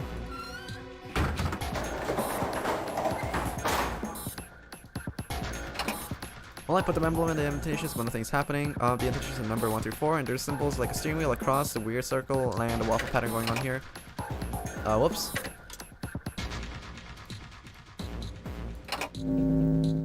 Ooh. Whoa. Well, now we got something on the monitors at least. What's that? Looks like some kind of puzzle. Oh boy. I wonder if these are the rules. Here, I'll read them to you. When you touch a numbered area, that area will be selected and will turn to blue to indicate this. Touching a numbered ball after selecting the area will cause the ball to be moved to that area. However, you cannot move the red balls. You can only move 3 to 5 balls in a single area. Press the check button once you have moved all the balls except for the red ones, which you cannot move. The digital root of the balls in the area must match I fucking knew it. These are number doors. That's it. I still don't really get it. Whatever, it looks like they say practice makes prefects. Let's give it a shot. Don't you mean practice? Junpei, you fucking dumbass. Okay, we're gonna keep going. Hey, let's see you solve the next one, then you can make fun of me. He's blind, Junpei! Junpei, what the fuck? Zero sensitivity. You're as bad as June at this point. Jesus Christ, calm yourself, chill.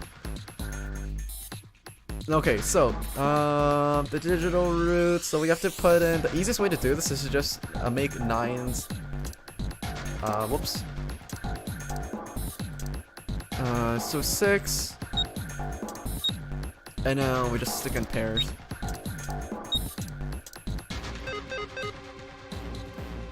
Cannot use this number, but it still works. Okay, this is it, right? But nothing's happening. There's still 3 more indentations left empty. I guess something like this will happen once they are all filled. Doesn't that seem likely? So this is basically 0. What I think is happening right now is this is basically just 0 running through the simulations on what the possible survivors are. Because the 9 was read out from the start, right? And that's also the person that died at the very start of the game, and the doors 6 and 3 were also the ones that we were faced with at the start, I believe, as well. Steering wheel, a cross, a weird circle, and a waffle pattern.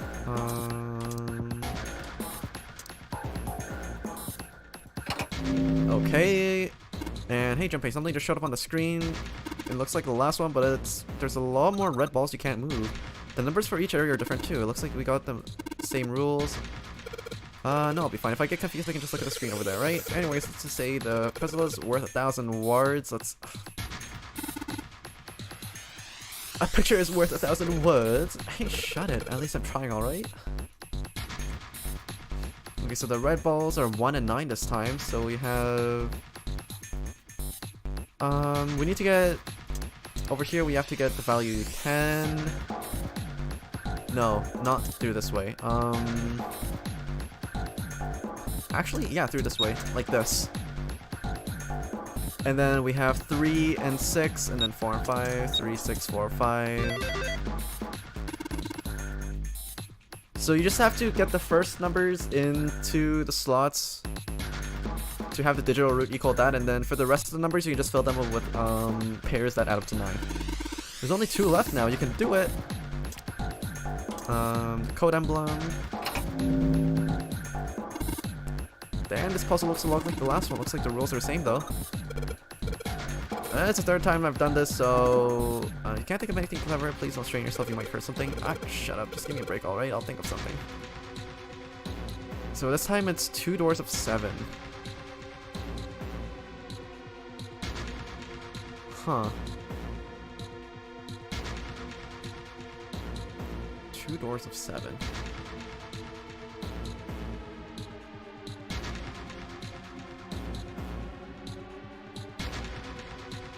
Oh, yeah, this still works.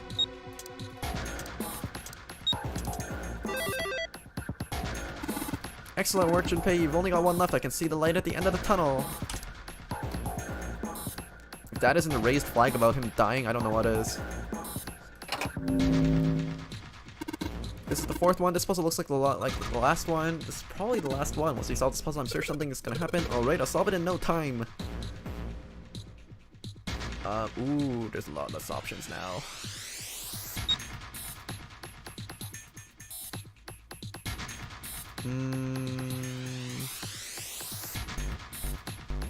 Wait.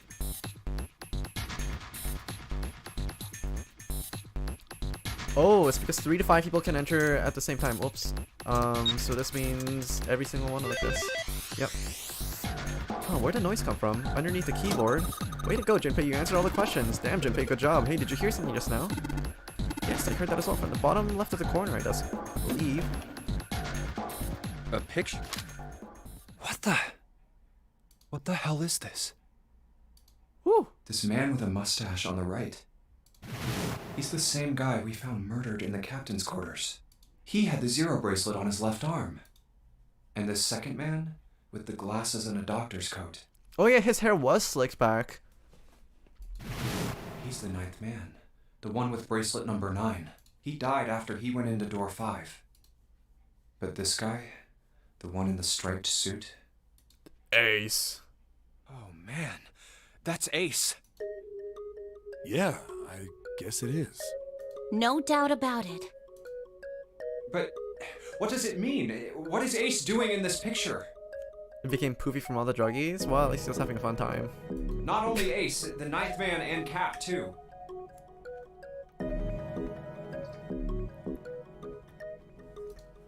And they look happy, like they knew each other well. Why? How? How in the world are these 4 men connected? Cradle Pharmaceuticals, aren't you paying attention, Junpei? Jesus Christ.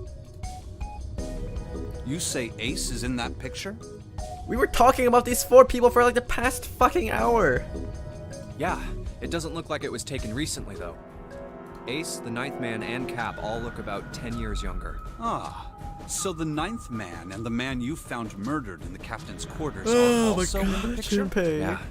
Is there anyone else? Or are there only 3 people in the picture?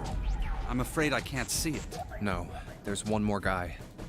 He's got kinda long hair, he looks smart, but a little cold. Kind of like Snake. He's the only one I don't recognize. The guy in the washroom? What's the date of the photograph? It doesn't have one. Did you look on the back? Back? Yes, the reverse. The other side. Huh. Praying for the success of the Nonary project. With Nijisaki, Kubota, and Musashido. Huh. Then the 4 men in this picture were the organizers of the Nonary game 9 years ago. That means Ace, the 9th man, and Cap were all responsible for making it happen. But I feel like I should be more shocked about this. It's almost as if that's just how things were always supposed to be. Why? Why am I not surprised? Ace was the one in charge of the Nonary project. And why? Why am I so calm? It's like I already knew. It's like I already knew. It's like all the other Junpeis and the stupid timelines are all feeding you information, Junpei. Ah, of course. I understand now. Ace was the CEO of Cradle Pharmaceuticals. He was the one who invented the game 9 years ago. He was Gentaro Hongo. Ace is Hongo? I had my suspicions from the beginning. The apes together strong. Oh, I get it. So the true ending could only be reached because I, as Junpei, am getting fed information from my other timelines where I perished. And that's where the sign of danger comes from. Their voices were similar. I get Too it. I'm similar onto to you, be a game. coincidence. I'm onto you. Junpei, you're still dumb as a rock, but I'm onto you. I could never forget his voice. It was the voice of the devil. I couldn't be sure, though. After all, I had no way to check. I certainly couldn't ask him. Even if I had known, however, I would never have told you. Zero made it quite clear what would have happened if I did. Oh my gosh, I had no idea. Huh? I didn't know that Ace was Hongo. Oh, yes. I suppose you wouldn't have. Because she was in a different building, I suppose. 9 years ago, you were in Building Q in Nevada. Yep. But Hongo was in the Gigantic with us. I know. That's why I didn't know what Hongo looked like. But why? Why didn't you tell me? I mean, I'm your sister, right? You could have told me. Just use your fucking telepathy or whatever the hell it was. I'm sorry. I apologize for keeping this from you. But if I'd told you, Clover, you would have told everyone else. And if you did, then I would have been forced to tell them about what happened 9 years ago. This is what happens when you're into dump stat. I had to prevent that. Hey, Junpei. You think I could borrow that picture for a sec? Sure. Hongo Kubota. Nijisaki Musashiro. Hongo Kubota. 99 charisma, but 0 intelligence. Nijisaki Yep. Musashiro.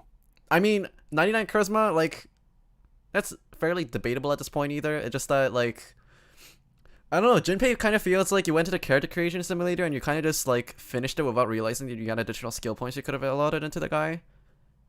Like, that's kind of like the baseline character feeling that I get from Junpei, like, with how he talks and shit, but I don't know. At this point, in this timeline, considering how he, like, lucked his way through all of them, like, it's 99 luck and 0 and everything else. Hongo Kubota Nijisaki Musashiro.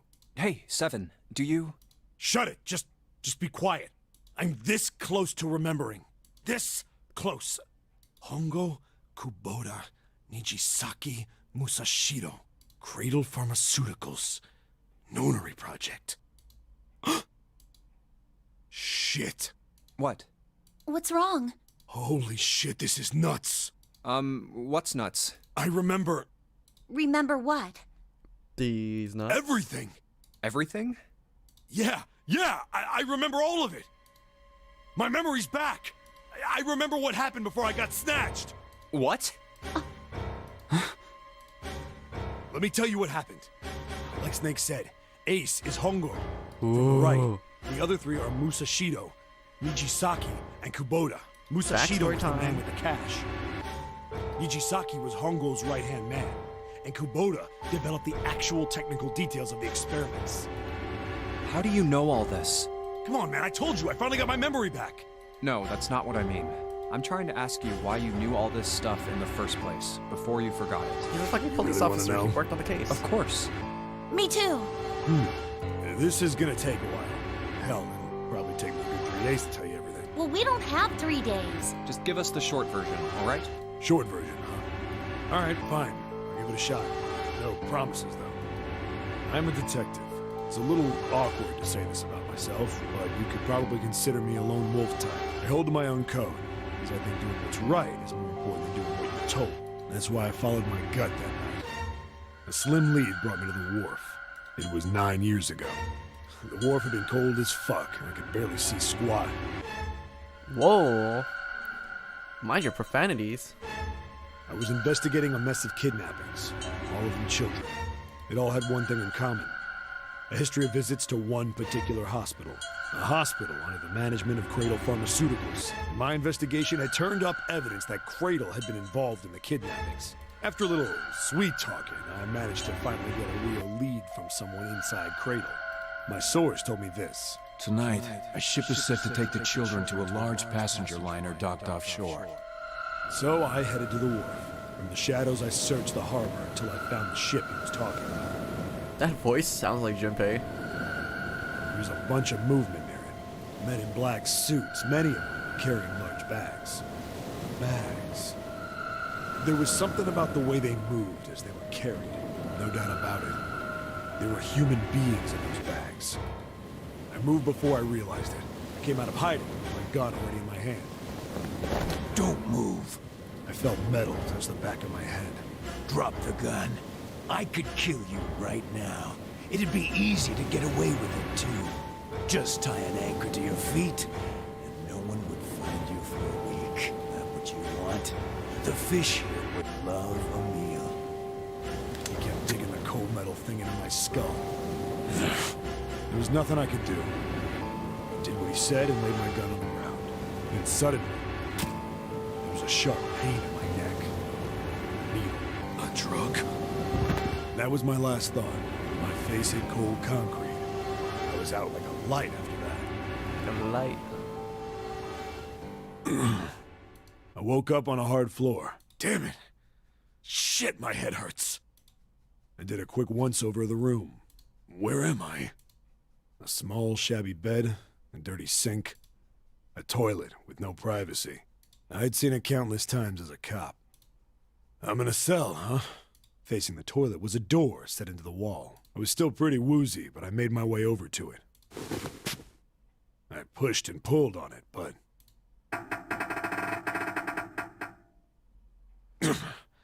it won't open. Not like I expected much else. Would be dumb enough to put me in a cell and leave it unlocked. Threw myself against the door a few times, but it wouldn't budge. I knew it. I gave up and made my way back to the bed, and sat down. I sat there for a very, very long time. Who knows how long. Then, I heard a faint voice. The voice was far away. I couldn't understand what it was saying, but I could hear one. It was pretty high, probably a little kid. Huh? No, it was several. I hear 5, or 6, maybe more. Where? Where are they coming from? I pressed my ear to the wall and tried to listen through it. No, that's not it. Left. It's coming from under the bed? I hauled on the metal frame and flipped the thing over. And there it was. The bed had hidden an air vent under it. The hole in the wall was covered by a metal grate. I dropped flat on the floor and peered through the grate. I couldn't see shit, but I knew it in my gut. This was where those voices were coming from. Why are there kids here? Then what my inside man told me popped into my head. Tonight, a ship is set to take the children to a large passenger liner docked offshore. Whoa, whoa, whoa. Am I on that ship? It didn't matter. All I knew was I had to get to those kids. Santa? I checked out the metal grate. No, that wouldn't make sense because he's on the ship. Could I fit? I stuck my fingers in and grabbed it. Then...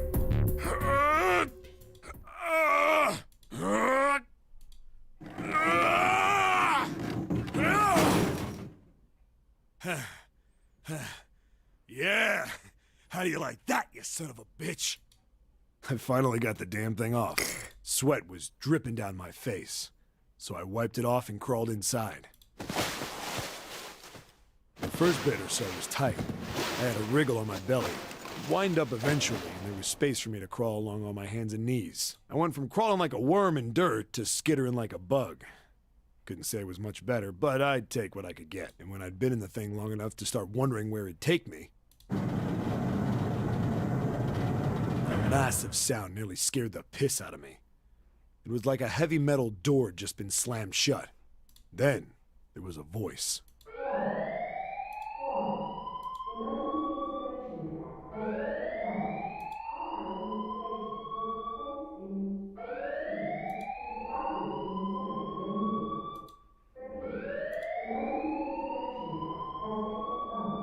What? I wasn't sure what it meant, but anything with incinerator is bad news. Then, almost as if that was a cue, I heard a mess of young-sounding voices. A bunch of them were straight up screaming in terror. And all the sounds together made a howl that made the hair on my neck stand straight up. Damn it! What the hell is going on here? I scrambled through the duct as fast as I could. I made a giant racket, but I didn't care at that point. I soon found a metal door on the left side of the duct. The kids were screaming on the other side. I found it. I yanked the handle and threw the door open. I almost ripped the metal off its hinges. What the hell is this place? I couldn't believe what I saw. The room had a dome up top, and there had to be about 9 walls, all the same size. Up in the ceiling was an upside-down funnel, almost like a chimney. I looked down.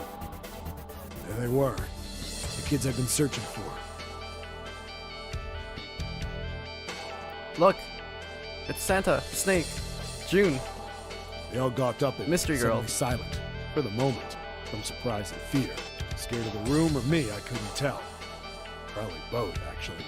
Not like I can blame them running into a mug like this when they're already scared shitless. I snorted at my own dig at myself and turned to the kids. Don't worry, kids, I'm not your enemy. I'm one of the good guys. All of them stood there, frozen. Well, except one. He was a boy, slightly older than the others, in a private school uniform. Who the hell are you? He stepped forward and glared at me suspiciously. I'm a detective. I'm here to rescue you. It looked like they relaxed some the second I got the words out. How are you gonna help us? Where's the exit? There isn't one. The doors we came in through won't open, and the door over there... He kinda cut himself off. I think he was considering something before he changed his mind. Anyway, there's no point. We can't all get out of here. If we don't get out of here, we're gonna be burned to death. Burned to death? Can't you hear it? That voice said the incinerator's gonna start up soon. So... The voice spoke again.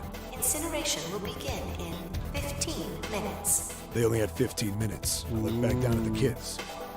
Looks like a good 20 or 30 feet to the floor. No way I could pull them up. Too big of a distance for any of us to reach. What the hell was I gonna do? But then I got an idea. Wait right there. I'm gonna be right back. What? Where is he going? Are you just gonna leave us here?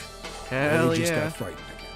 I'm not the best at that kind of thing, but I tried to reassure them with a smile. Don't worry, all right? I'll be back, I promise. So just stay calm and wait right there. Got it? I didn't wait to hear them respond. There wasn't time. I had to hurry. Well, as fast as a guy could on his hands and knees. Didn't take me long to get back to my cell. Still no way out of there, but I had a plan. I needed something from the room.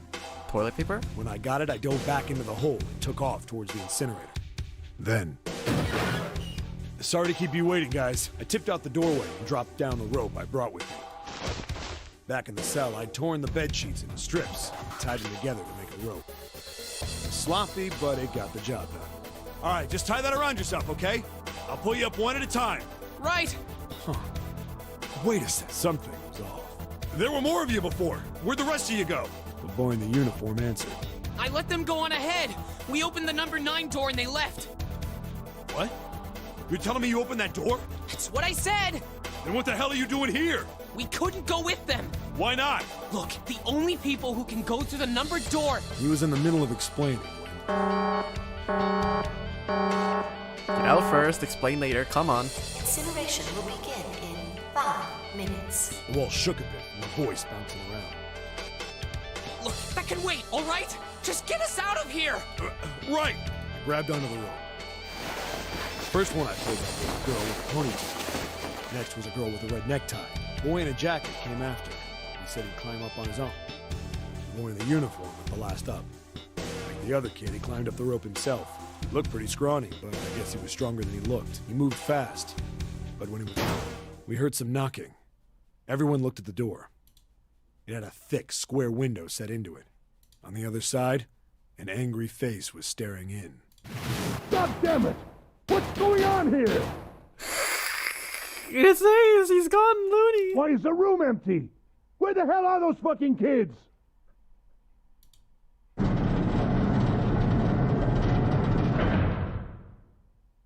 The door opened, and a man stepped in looking half mad with fury. I recognized his face. I saw him many times in photos during my investigation. The man's name was Gintaro Hongo, the CEO of Cradle Pharmaceuticals. Hongo saw the boy hanging from the rope. Yeah! Like he was an animal. He lunged for the rope. Hurry! I know! The boy in the uniform booked it up the rope. You son of a bitch! Get back here, you little shit! 15 feet. 10. The second I could reach the kid, I grabbed him. I hauled him up and tossed him into the duct behind me. No! Hongo had lost it. His face didn't even look human. It was like the bastard pulled off his fake face. He was really a terrifying devil or some kind of damn monster. I quickly reeled in the rope, leaving a furious Hongo yelling at me from the floor. You fucking bastard! You won't get away with this! How dare you compromise this experiment! Experiment? What experiment?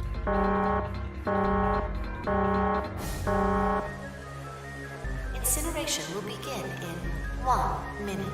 Hey, old man! What the hell are you doing? Hurry up! The boy in the uniform was trying to get my attention. I may have thrown a salute in the raging asshole's face before I closed the door behind me. I went to going back to the cell, so we went down the other direction instead. After about 30 feet, we came across another duct on the left. This one was heading down. Everybody nodded and took turns sliding down it. The duct emptied us out into a narrow hallway.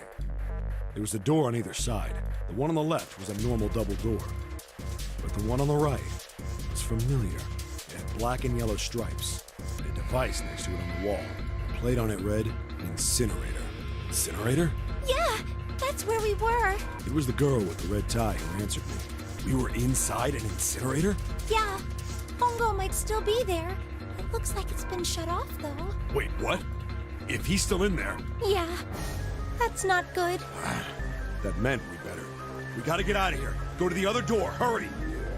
The kids started running, and I was close on their heels. On the other side of the door was a large spiral staircase. Run! Didn't need to tell them twice. Up and up and feet pounding the steps. Our arms pumping fast. Round, round, round. The devil was on the tail. The stairway kept going. We passed a couple of landings when the boy in the uniform suddenly spoke. Something's up. Akane's not catching up to us. Akane? My kid's sister. The girl with the red necktie. Wait. Come again? What? Is that why they were sticking together the whole time? Hold up.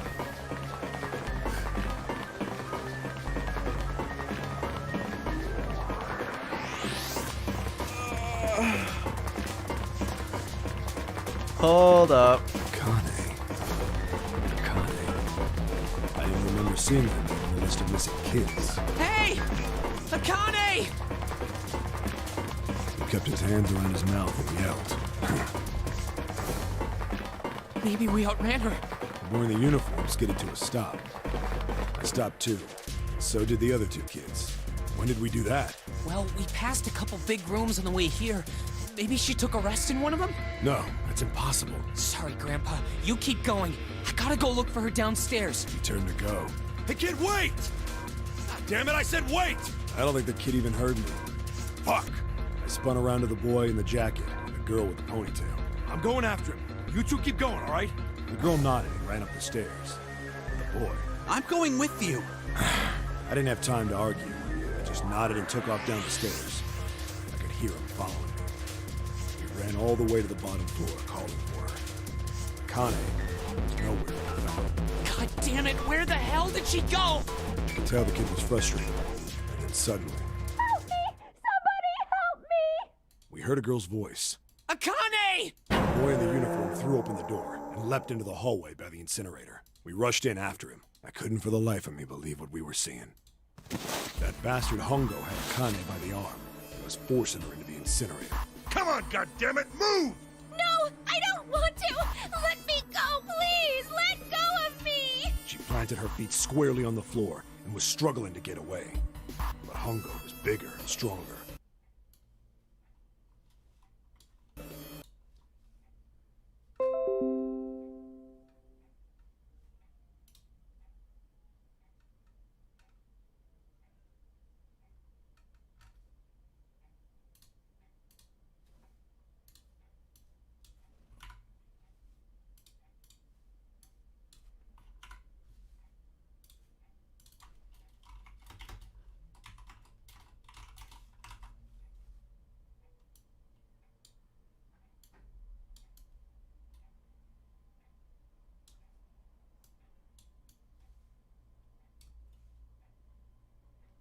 Nice.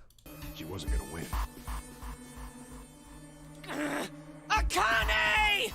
My brother roared with anger and charged toward Hongo. Help me! Ah! You're too late, idiot!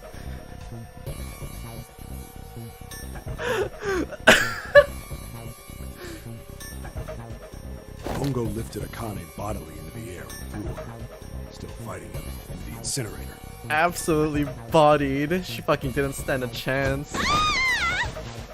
Fucking noob just got owned. Before we could even blink, Hongo had leapt through the door after her. We saw him land inside. She got picked off and she only has her team to blame for not keeping up with her. And then, the door slammed shut. Absolute master gang. We ran to the door. We did everything we could think of to get the thing open. But Fuck! It's no use! The goddamn thing won't move an inch! he started slamming his fists against the door. He was close to shattering his knuckles with how hard he pounded on it. Akane! Akane! Are you okay? He says well done here. Yeah, like a fucking apple. You came back! Her voice was muffled, but all of us could hear the sheer terror in it. What should I do? I think I'm trapped in here. Where's Hongo? He went out the other door. What? Warning. Warning. Emergency incineration command has been acknowledged. Automatic incineration will take place in 18 minutes. Please evacuate the incinerator immediately. Repeat. Emergency incineration command has been acknowledged. You fucking kidding me? The same damn thing! Are you there? Yeah, we're here. Just hang on, alright? We're gonna figure out a way to save you. His words would have seemed like a sick joke to her if she'd been able to see how white and bloodless his face was right then.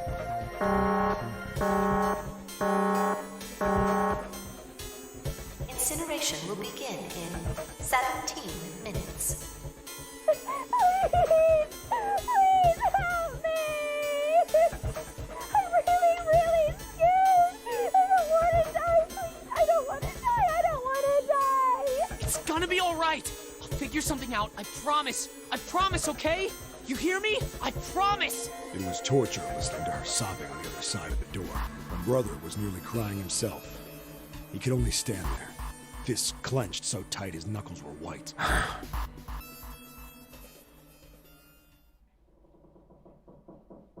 Okay, and? What happened then? You're gonna fucking stop here? Come on, man. Put yourself in my shoes. It doesn't end good. You think I want to remember that? Then... Yeah. Shit. If I'd known it was gonna be like this, I almost wish I hadn't remembered. Hey, are you sure? Huh? Look, I don't want to ask this either, but there's something I don't get. So if you could just tell me, did that girl, Akane, really... Yeah, I'm sure. There wasn't anything we could do. After a while, the countdown ended, and we heard something... burning. The fire stopped, but we still didn't move. If there was something burning, then couldn't it have been the fucking rope? Me and the jacket kid were frozen. The boy in the uniform collapsed as if he couldn't hold himself up anymore. A few minutes passed. The door opened.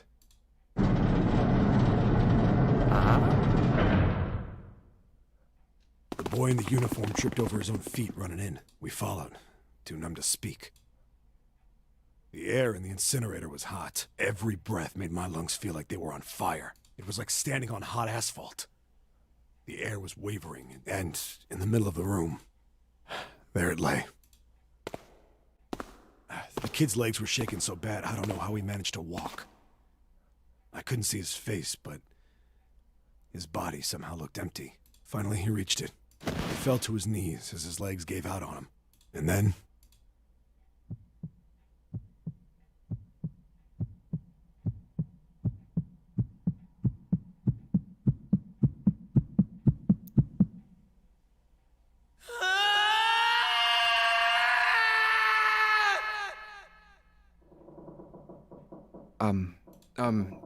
Can I ask you, one more thing. What's that? The girl, Akane. What was her last name? What does it matter to you? Just tell me, okay? Please? Kurashiki. Huh? Her name was Akane Kurashiki.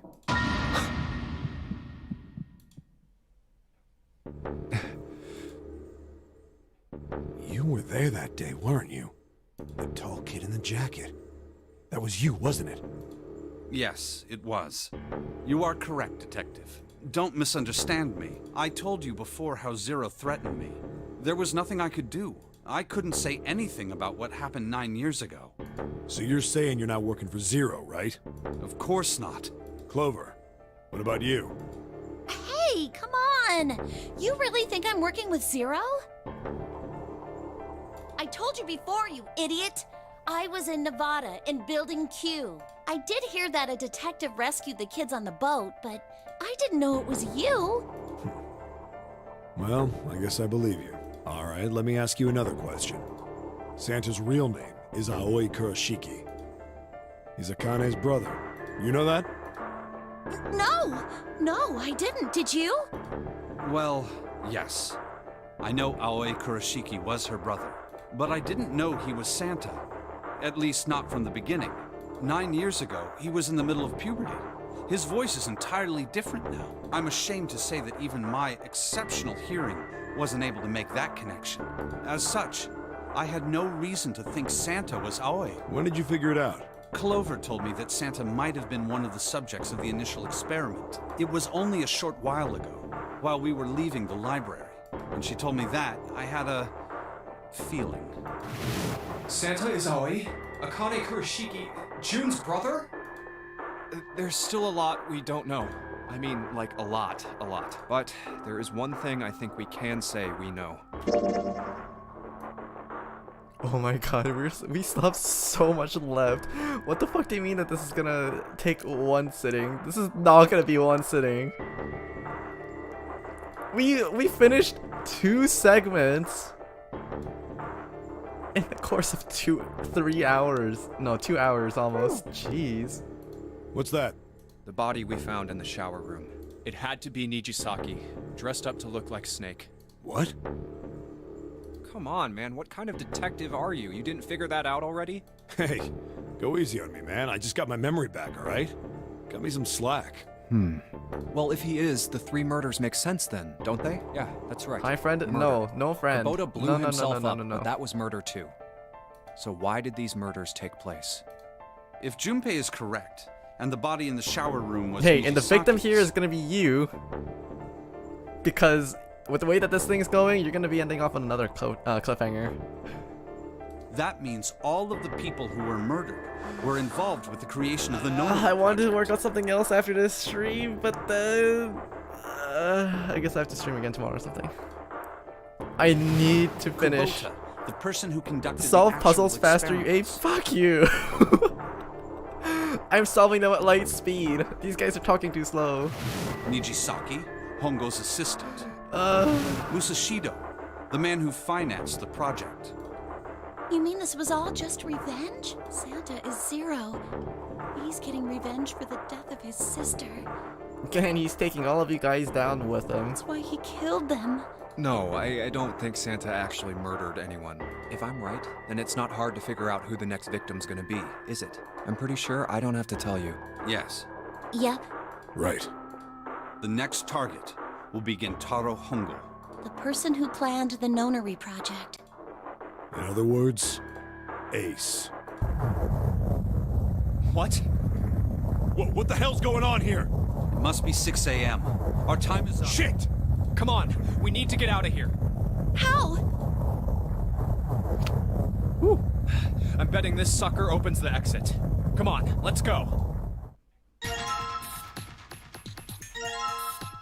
Keycard 0.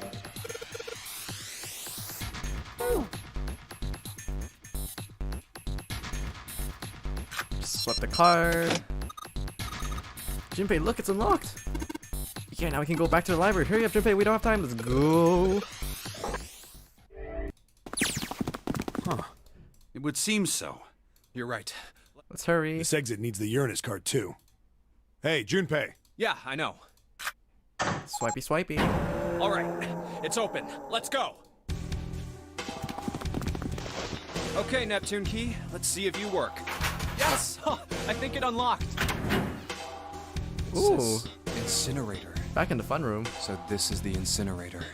This is the first time I've seen it from this side, but yeah, I think so. Then there ought to be a lever near the door. Yeah, right here. Pull that and the door should open. Got it.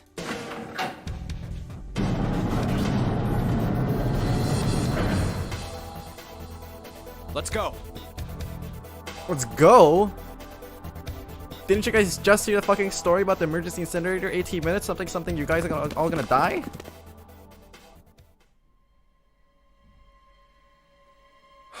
What the hell is going on? What's wrong? Are you okay?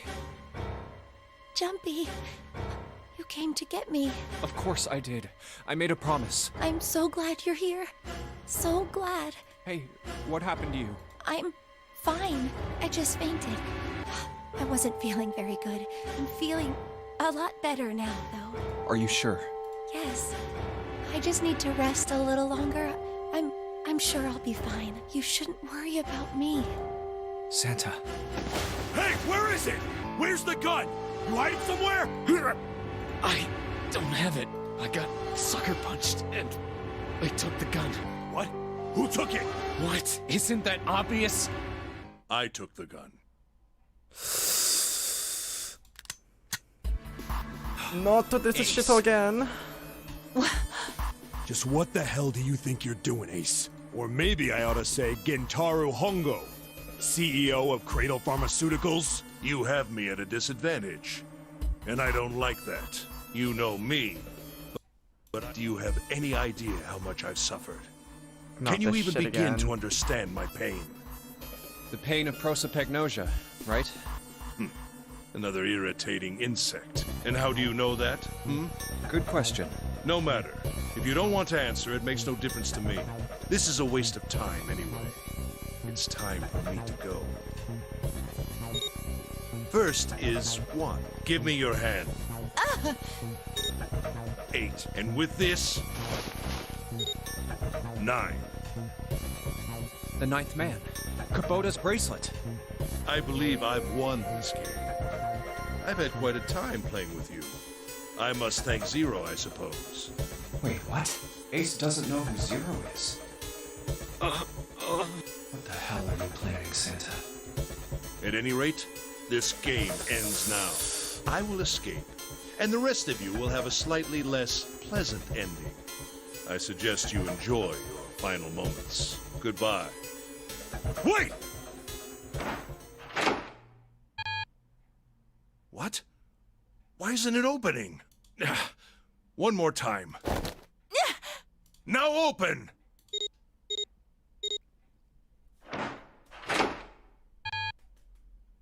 No! What is this? Why? They're really treating my girl Booba really poorly here. The digital route should I don't be appreciate 9! that. It has to be 9! Then why? Why isn't it opening? Being Lotus is actually suffering. Now! Oh my god. Whew. No! Ugh. Oh, that was close. Too close. Thank you, Seven. Don't mention it. Just one punch ain't enough for this piece of shit. After what he did 9 years ago, I ought to rip him to pieces. But if a suspect can't talk, they ain't much good.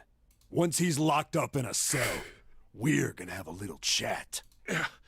9 years ago? Then you must be... Yeah, you finally figured it out, dumbass.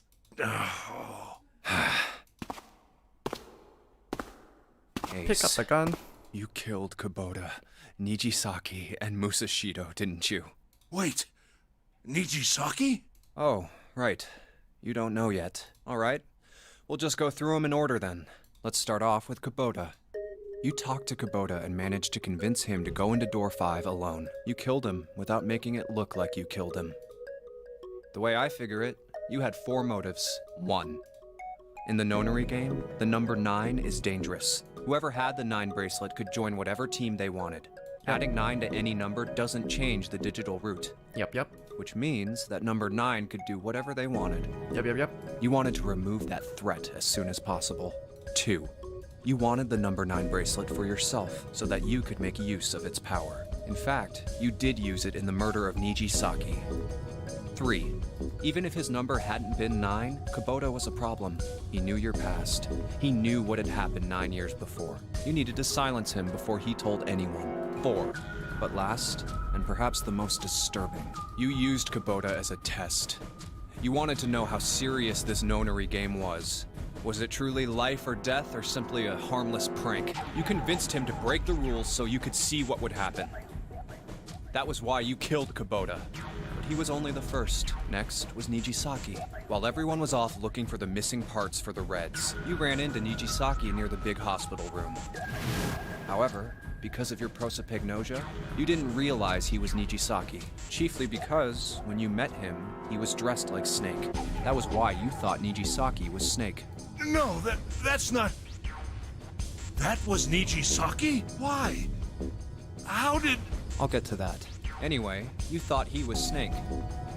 Snake was one of the kids in your experiment 9 years ago. You remembered him because he was the blind kid, but his presence made you think. Snake was one of my subjects 9 years ago. He probably hates me. But if that's true, why isn't he saying anything? Is he keeping quiet because he can't see? Or perhaps he's working with Zero to get revenge on me. Whatever the reason, anyone who knows my past is a threat. Before he tries anything, I need to get rid of him. That was when you decided you had to kill him. The murder weapon was Kubota's bracelet. You just waved it over the red. Verified your own number and then grabbed Nijisaki's arm and forced it over the scanner panel. Then, when the door opened, you kicked him in. 9 seconds later, the door closed.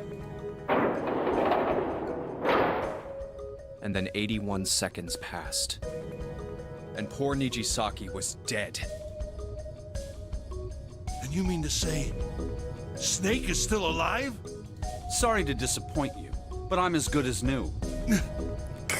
Thank you for killing the wrong man, but I can't say I like knowing that you wanted me dead. Although, to be honest, even if you hadn't tried to kill me, I would still hate you very much. Well, I wouldn't blame you. Last but not least, let's talk about Musashido's death.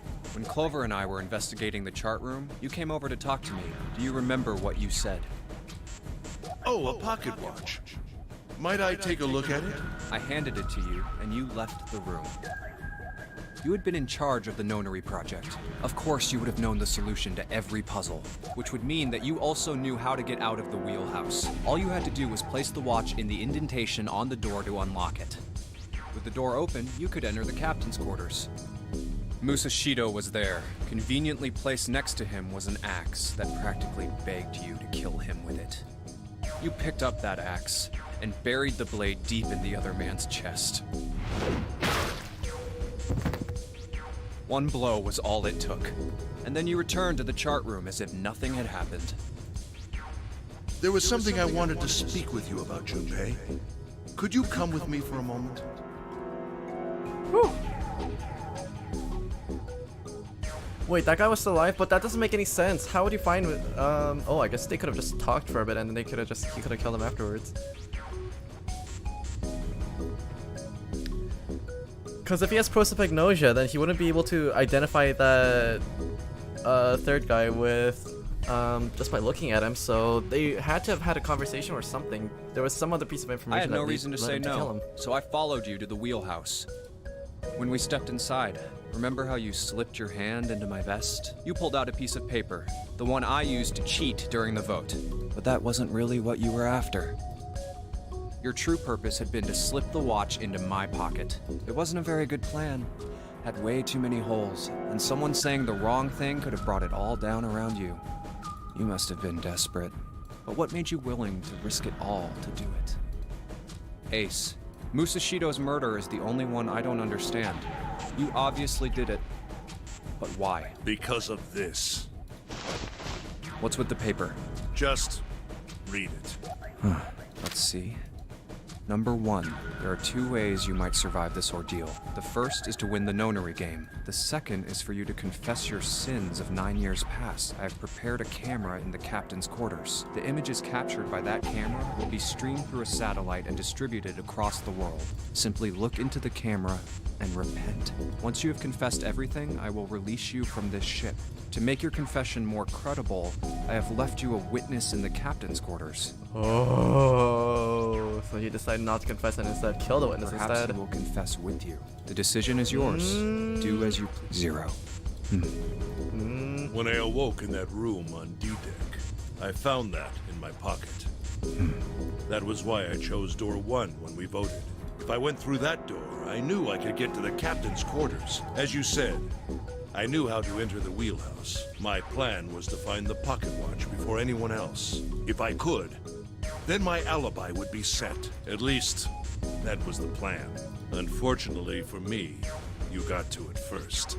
That sleight of hand was the best I could manage on short notice. You meant to kill him from the beginning then? Musashido, I mean. I only knew Musashido was the witness after I reached the captain's quarters. I asked him, and he answered. Okay, yeah, that explains it. He seemed groggy.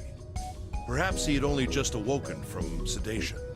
I suppose Nijisaki was in much the same state. He seemed confused and disoriented when I encountered him. But yes, you are correct. I intended to kill him from the beginning, even though I didn't know who he was. I proceeded to the captain's quarters in order to remove this so-called witness. Ace, you figured it out, haven't you? You were being manipulated. Yes, so it would seem. I was little more than a puppet, in many ways. Everywhere I went, everything was already prepared. The Reds in the large hospital room were dismantled. Nijisaki was dressed like Snake. There was an axe in the captain's quarters. Musashido was delirious from the anesthetic, so he couldn't fight back. Nijisaki as well. In retrospect, I can't understand how I could have fallen into such a simple trap. But yes, this was a trap.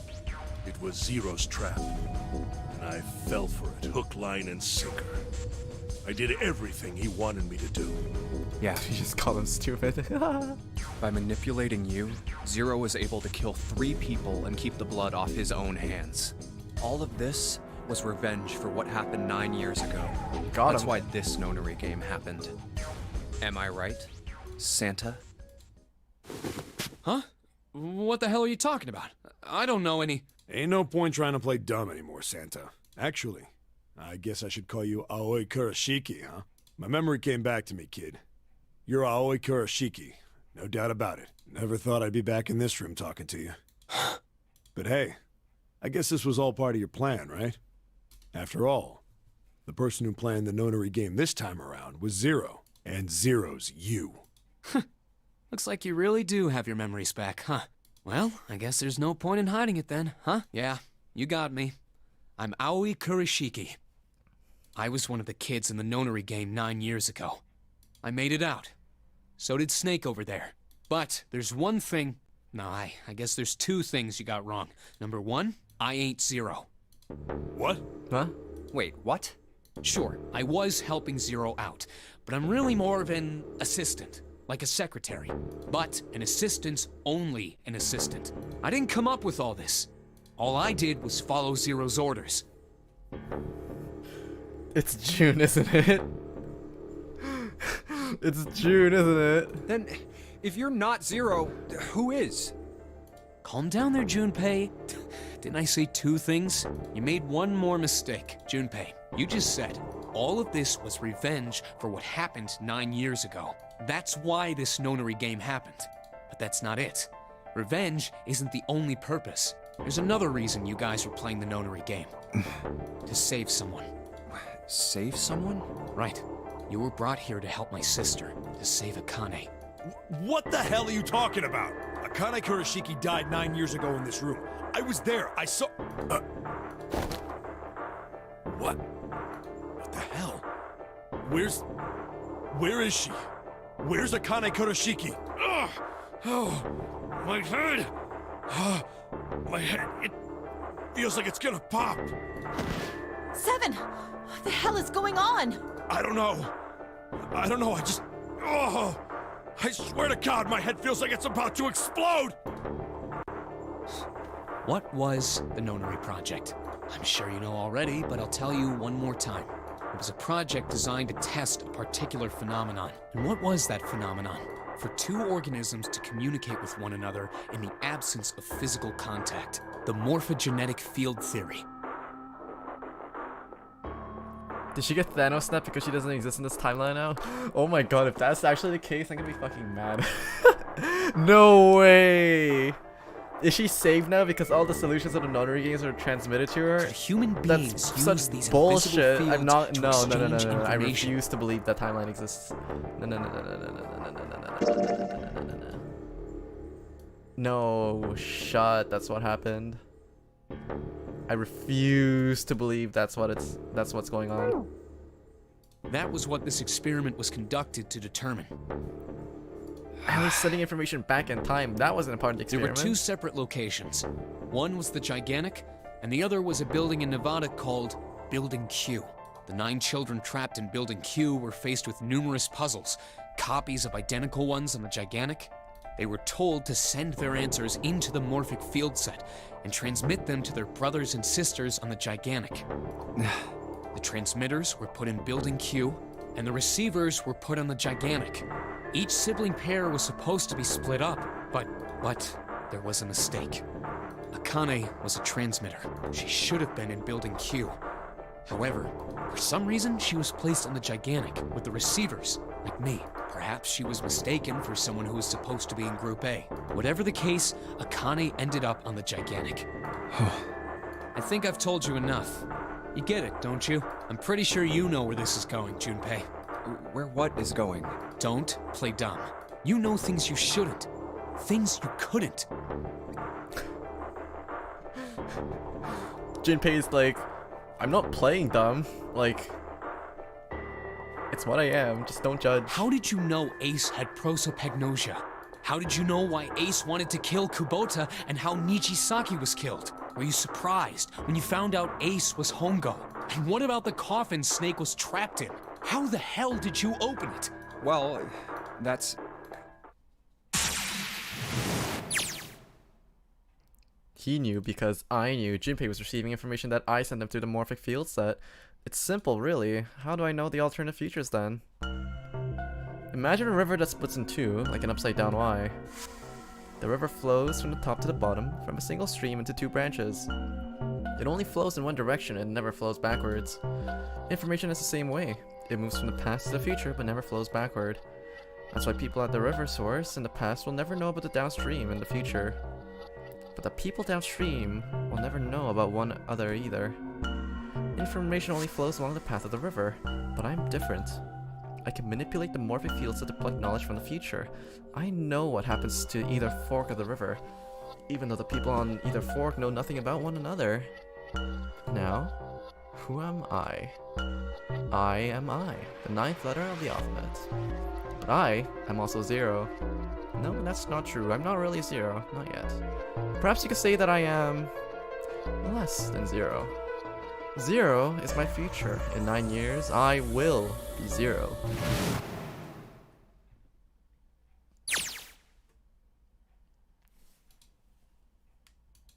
June? No, Akane. Where'd you go? Santa! Why is Clover... Ah, shit. Freeze. Santa's got the gun! Santa's got the gun! Christmas is cancelled. Everybody's getting lead for Christmas. Jesus Christ. It's all over. Wrap it up. Nothing more to see here. The elves are all fired, and Santa's fucking done. Looks like he turned the tables on Ace, though. Wonder how he likes to have a gun on the board. Get up. Get up. Sure isn't about to take that gun off him for a minute, is he? Ace isn't putting up any kind of fight. I mean, I don't think I would either, but he just looks drained. I guess he's going for the door, huh? He doesn't need to verify to go through that door, but... Hey, what's your plan, Santa? What are you doing? He can't get through any numbered doors with just 2 people. What the hell is he thinking? Didn't I tell you? I'm Santa Claus. It's time for me to go make a wish come true. That's it? That's all he's gonna give us? What the hell does that even mean? Shit, they're out. And now the gate's shut. Looks like the rest of us are stuck in here. They're all looking at me. At least 7's headache is gone. He seems to be alright. Well, I guess there's no harm in trying. Let's see if this door still opens. Damn.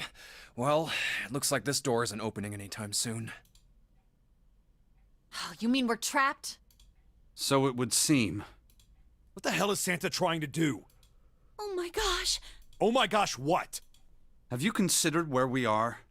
There can really only be one thing Santa would do now. No. No, you can't be serious. Oh, but he is. Shit, we gotta do something. Maybe you can still get out through door number 9. There's the red. Yeah, alright, we can do this. I just gotta... No, it's not gonna work. There's no way. The 5 of us can't open the door. 2 plus 5 plus 7 plus 8 equals 26 equals 8. Is there any combination that'll work? Junpei, can I borrow your pen and notebook? Sure, why not? I don't think I'm gonna need them. Ever again. Well, she certainly looks purposeful. Looks like she's writing equations. Like, a lot of them, huh? Wait. Ah, man, she doesn't look happy. What? Hey, no need to be ripping up pages like that. What the hell are you doing, Clover? Give me that! Alright, at least 7 got it out from her. Now, maybe now I can get a look at what she was writing. Let's see.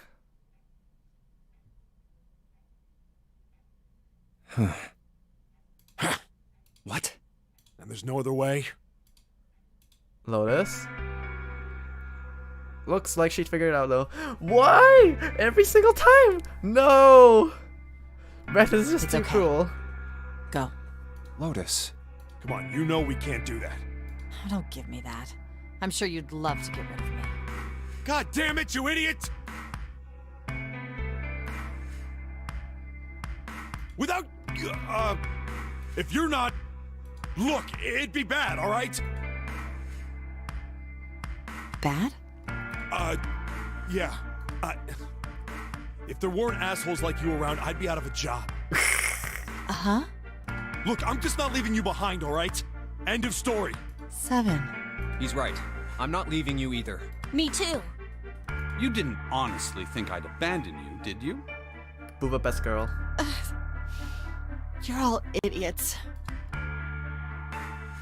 Act as tough as you want, Lotus. We can all see you're about to cry. That being said, however, I doubt we would be able to open the door anyway, even if we were to leave Lotus behind.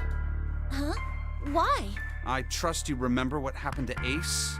Yeah, the thing you didn't open I up. couldn't see exactly what happened, but I was able to guess what he was attempting to do earlier at the red. Oh, yeah. No! What is this? The digital route should be 9! It has to be 9! Then why? Why isn't it opening? Just to see, why don't we give it a shot? Give it a shot. Yes, that is what I said.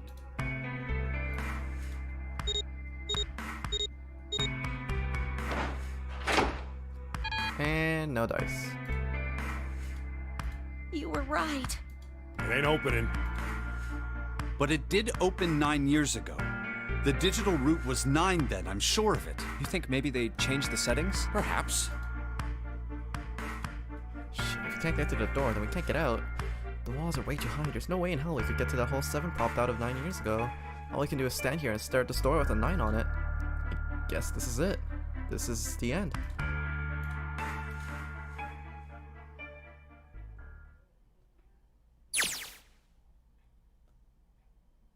Akane Vision? Hold up, what is this?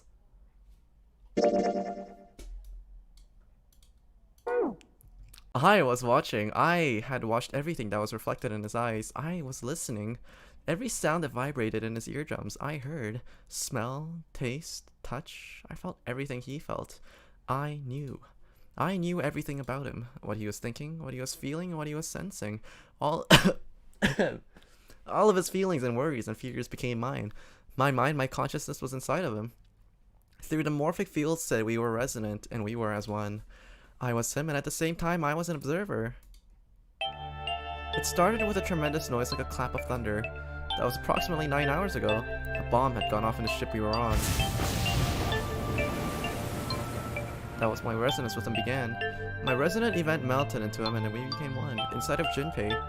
Somehow, I found myself in Junpei's mind 9 years into the future. But I didn't lose myself. I was living in two realities at once. One was in the present and the other was the future. Perhaps you could think of it as two movies showing at the same screen at the same time. Eventually, it becomes difficult to separate them and determine which movie is which. However, if I was concentrated, I was able to focus on one or the other. That was why I was able to grasp what was happening in front of me. Come on, over here! That was my brother, Aoi. He was yelling. I followed him. Around me, there were 7 other children. They all looked like they were about my age. Come on, hurry up! We ran down a long, straight hallway and burst into the large hospital room.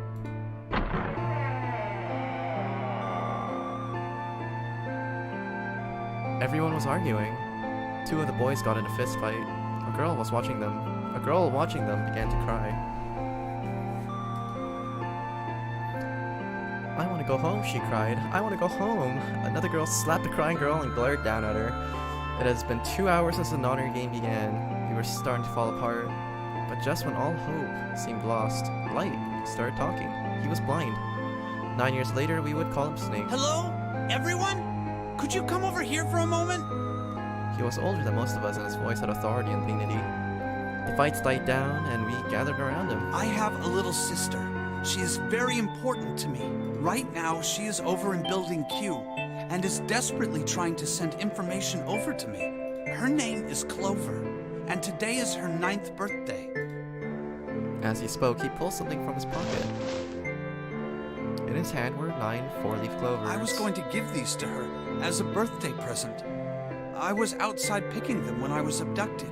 I'm sure I've already told you, but I am blind. For a man who can't see, collecting 9 of a very specific plant is, well, it is difficult. But my sister means a great deal to me. And I hope that these would show her how much I cared for her. Since it's her 9th birthday, I thought 9 4-leaf clovers would be appropriate. Every one of you has a brother or a sister in Building Q with Clover. For their sake, we have to survive. We have to get off this ship. If we're going to do that, there are 3 things you have to remember. We need trust and love, and we have to have faith in one another. If we can take all 3 of those to heart, then I promise that good luck will come our way. That ponytail girl is Booba's daughter. It looks like her. Oh, possibly. Did you know that the leaves on the 4-leaf clover mean faith, trust, love, and luck? Those words are leaf words. So if you believe what I've told you, and you understand, then I want you each to have one of these. He gave a clover to each of us, and I took one too. Eventually, he was left with only a single 4-leaf clover. He had one last thing to say. Don't ever forget. So long as you have that, we will always be connected. Do you understand? When he finished, the tension of only a few minutes before was gone. We were calm. After that, we ran around the ship for a while longer and opened several of the numbered doors until we finally found a door with the number 9 on it. In fact, there were 2 doors with number 9 on them, and we found them in the chapel. We split into 2 groups and walked through each of the doors.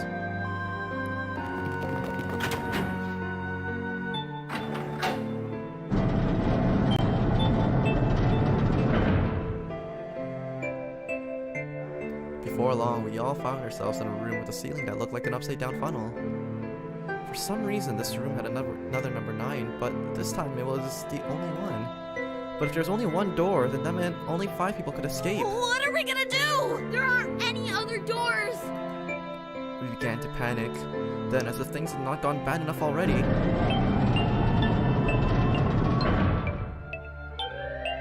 Warning. Warning. Emergency incineration command has been acknowledged. Automatic incineration will take place in 18 minutes. Please evacuate the incinerator immediately. Repeat. Emergency incineration command has been acknowledged. What? What's happening? What did that thing say? That didn't sound good. My brother Aoi swallowed hard and answered, I think it means this room is gonna burn. Burn! The plaque on the door says incinerator, and that voice said that the incineration is about to start. And incinerate means to burn. No! Abject terror filled the room as everyone began to scream and cry. Every pair of eyes were filled with despair. Then, high up on the wall, the door opened and a man appeared. He was a huge, frightening mountain of a man as large as a bear. 9 years later, we would call him 7. Don't worry, kids. I'm not your enemy. I'm one of the good guys. I'm a detective. I'm here to rescue you. The rest happened just like 7 had said it did. The 4 of us who had stayed behind were saved by 7. We crawled through the vent away from the incinerator and slid down into the hall. We came out the other side of the door 9. On the wall opposite to the door was a set of double doors. We went through those and began to run up the spiral stairs. As we ran, I led the way. Behind me were Nona, my brother Aoi, Snake, and 7. The other children, the ones who had gone through door 9 behind us, were up ahead. I could hear them cheering each other on. We ran and ran and ran. We leapt across as many stairs as we could and kept running. The stairs spiraled upwards like a tornado. Eventually, I pulled ahead of the rest. Perhaps Nona had slowed them down. I didn't want to lose them, so I slowed down as well. I didn't stop. I glanced over at my shoulder from time to time to see if they had caught up. That was when I realized... Oh no, where is it? Did I drop Jumpy's present? I knew I had it with me when we passed through the vent. Then, had I dropped it as we slid out? I had to go back. I had to, but I knew I couldn't tell the others. They would stop me. I was sure of that. I didn't stop to think. I simply moved. I ran to the central hall, the room that connected to all the other areas of the ship. I hid out in the shadows, and moments later I felt a rush of wind as they ran past me up the staircase. I waited until they were out of sight, and then I ran. I moved as quietly as I could, down and down and down. Finally, I reached the bottom deck. I ran into the hallway and looked around frantically. There it is! It was just what I thought it would be, sitting under the opening of the vent. I ran over and snatched it on the floor, but as I ran back towards the stairs and freedom,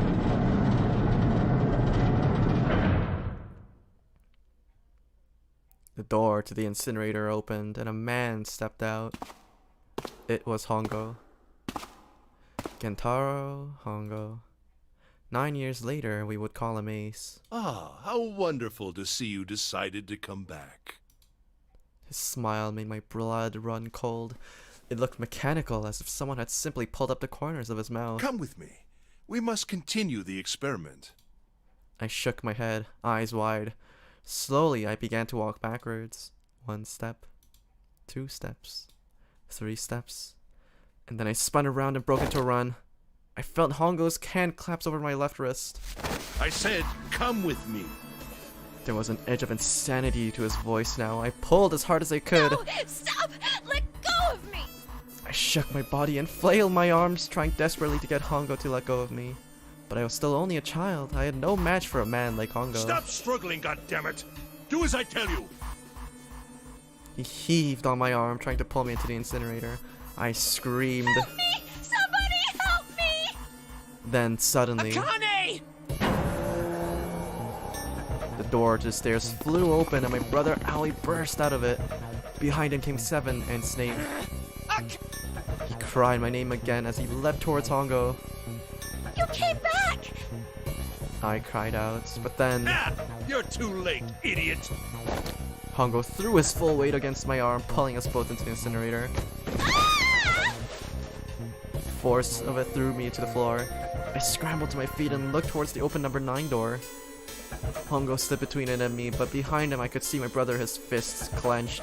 But those fists never reached Hongo.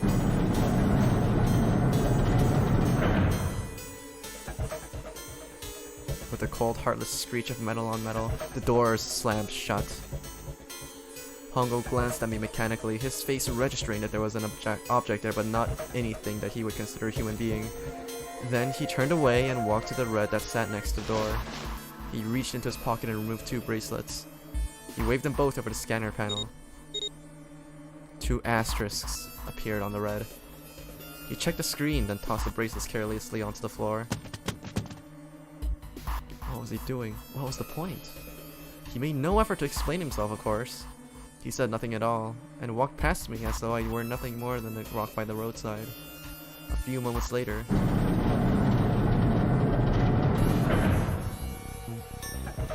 The two other doors slid shut as well. Faintly, I could hear someone pounding on the door behind me. I turned around and ran towards the door of the 9. Akane! Akane! Are you okay? I could hear a voice from the other side of the door. A worried, frightened voice. Help me! My throat was already raw, but I screamed as loud as I could. My voice echoed lonely around the empty room. What should I do? I think I'm trapped in here! Where's Hongo? He went out the other door! What? Then it started again. Warning. Warning. Emergency Incineration Command has been acknowledged. Incineration will begin in 18 minutes. And we're back to Junpei vision. Please evacuate the incinerator immediately. Holy shit, man. I knew I was gonna say it, but that is one hell of a creepy voice. I knew it! It's starting. Santa started the incinerator. Fuck! Man, I never thought I'd hear that damn voice again after 9 years. What the hell? What the hell? What in God's name are you talking about? She's just in it for the ride. Isn't that just terrible? It's 9 years this and 9 years that, and when it's not 9 years something, then you're talking about some sort of fucking experiments. You aren't making any sense. Say it louder for those in the back, Lotus. Jesus, preach, girl.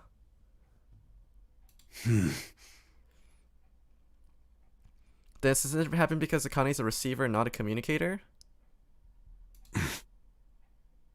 I'm sorry, Lotus, but we really don't have time to explain it right now.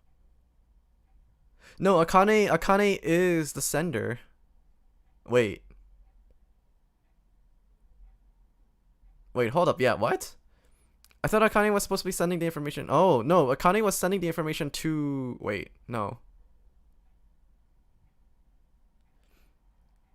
Yeah, Snake said that she got mixed in with her group.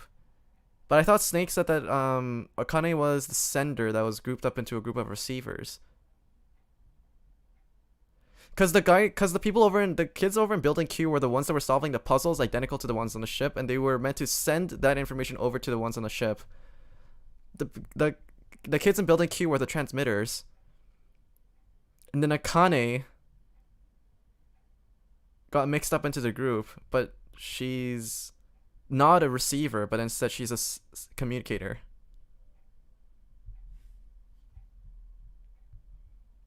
I promise. I'll tell you everything once we get out of here. But... Incineration will begin in 17 But then why is Akane Vision the one seeing the two different timelines at the same time? And she died because she can't receive then? Maybe that's why. You know what that means, right?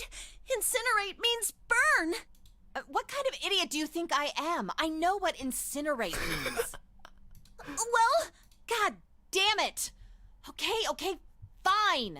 I won't ask anything else. Talk about whatever you want. But you have to do something for me. 7, figure this out. What? Why me? Just shut up and stop this thing. How the hell? There has to be some sort of emergency shut-off button. There isn't anything like that. How the hell do you know? Because I looked for it 9 years ago. Yeah, Lotus isn't happy about that. Yeah, I wouldn't take that shit for an answer either. Can't really blame her. Wait. The floor, it's moving.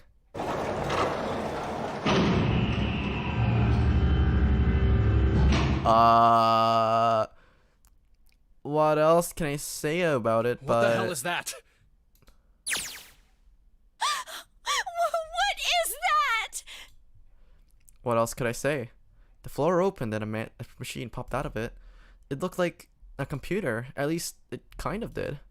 There was a monitor, a keyboard, and a cross-shaped device of some kind. Something about the machine scared me, but I forced myself to walk up to it. I was terrified. Tears poured down my face. I wiped them off even as more took their place and forced myself down forward. Finally, I reached it. I looked at the screen. It was blank. All I saw was my own frightened face staring back at me from the glass, drenched in tears. All I can see on the screen is a reflection of my own face. I'm looking kind of freaked out. I know I'm sweating like crazy, but seeing it kind of drives me home. Drives it home. Okay, Chippy, just calm down, alright? Everything's gonna be okay. Ah, man, I wish this thing would just shut up. Incineration will begin in 15 minutes. Alright, back to this thing then. If it's only showing up now, then it's gotta be important. But what the hell am I supposed to do with it? Hey, move! Hey, we're all tense, lady, but that doesn't mean you get to shove people around. Okay, it's turned on. There's nothing on the screen, though. Oh, this is bad. This is really bad. If there's nothing on here, how are we supposed to do anything with it? Sure, I'll just push buttons. I'm sure that'll... Oh, well, at least it's on now. What's this on the screen, though? What is this? What's up? It looks like some sort of puzzle.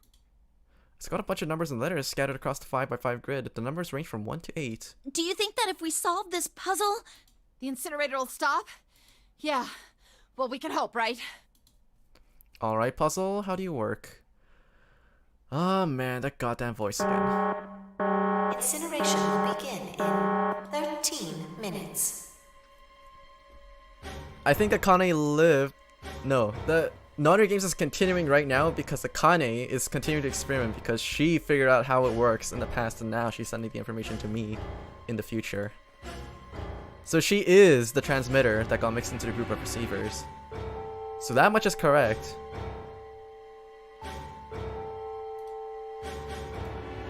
My heart feels like it's gonna pop. My heart was pounding like it was about to explode. I stared at the puzzle on the screen. I was sure I had to solve it somehow, but I had no idea how. My connection to Jumpy had gone for a while. His mind was gone. I couldn't get any more information from him. I felt the seconds tick by as I stared at the screen completely lost. My cheeks felt hot as tears poured down over them. And I heard a voice. Hey, what are you doing? It was muffled. I turned around. Pressed against the window on the empty entry door was a face. A frightened, evil face.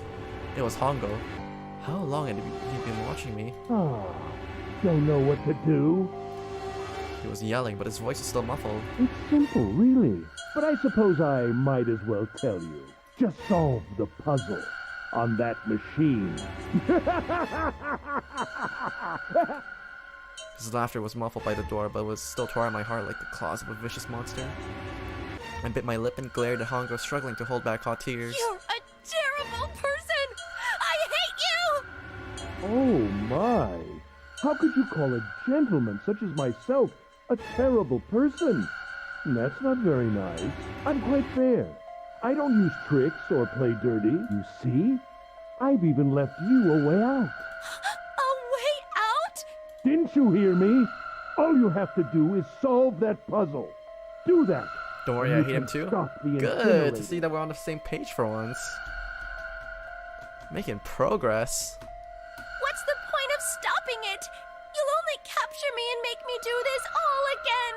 I'm not going to listen to you. If you're just going to throw me back in here, I might as well just die now. My goodness, haven't you listened to anything I've said? I told you, I'm a fair man. Huh? If you solve the puzzle, the verification function of the red will in turn activate. If this experiment is to deliver valid results, there must be a chance of success. If you succeed, you will escape. The verification function of the red? Then I remembered. Before Hongo left the room, he had scanned 2 bracelets into the red. Ah, so you do remember. Right now there are 2 numbers in the red. The first is 1, and the second is 3. Say, Akane, what's your number? I looked down at my left hand. The face on my bracelet showed a 5. I ran to the door with a 9 on it. I grabbed the red and put my hand against the scanner panel. You really aren't one for listening, are you? I hear Hongo's muffled voice from across the room. I've already told you, didn't I? Once you solve the puzzle, the verification function of the red will activate.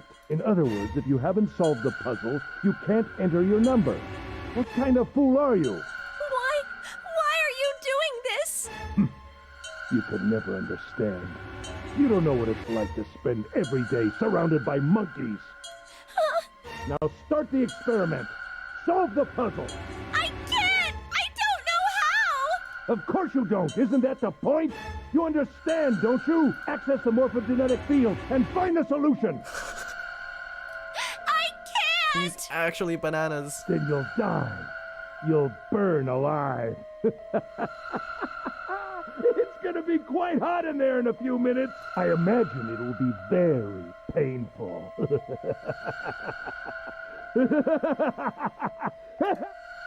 His horrible laugh echoed across the room, and even after his face disappeared from the window, I could still hear it. Incineration will begin in 10 minutes. I was crying, great gulping sobs broken by hiccups that shook my body. I was terrified. I could feel my fear pressing down on me with a tremendous weight. Somehow, I forced my shaking legs to carry me back to the device. I stared at the monitor. I can't. I just can't. There's no way. I can't figure this out. What was I gonna do? I didn't know. I didn't even know where to start. Fear scattered my thoughts, and all I could think of was how I was gonna die. My palms were sweating and my blood was boiling in my veins. It was hot. So hot. I couldn't breathe. I felt dizzy. My heart roared in my chest as it would pound itself to pieces.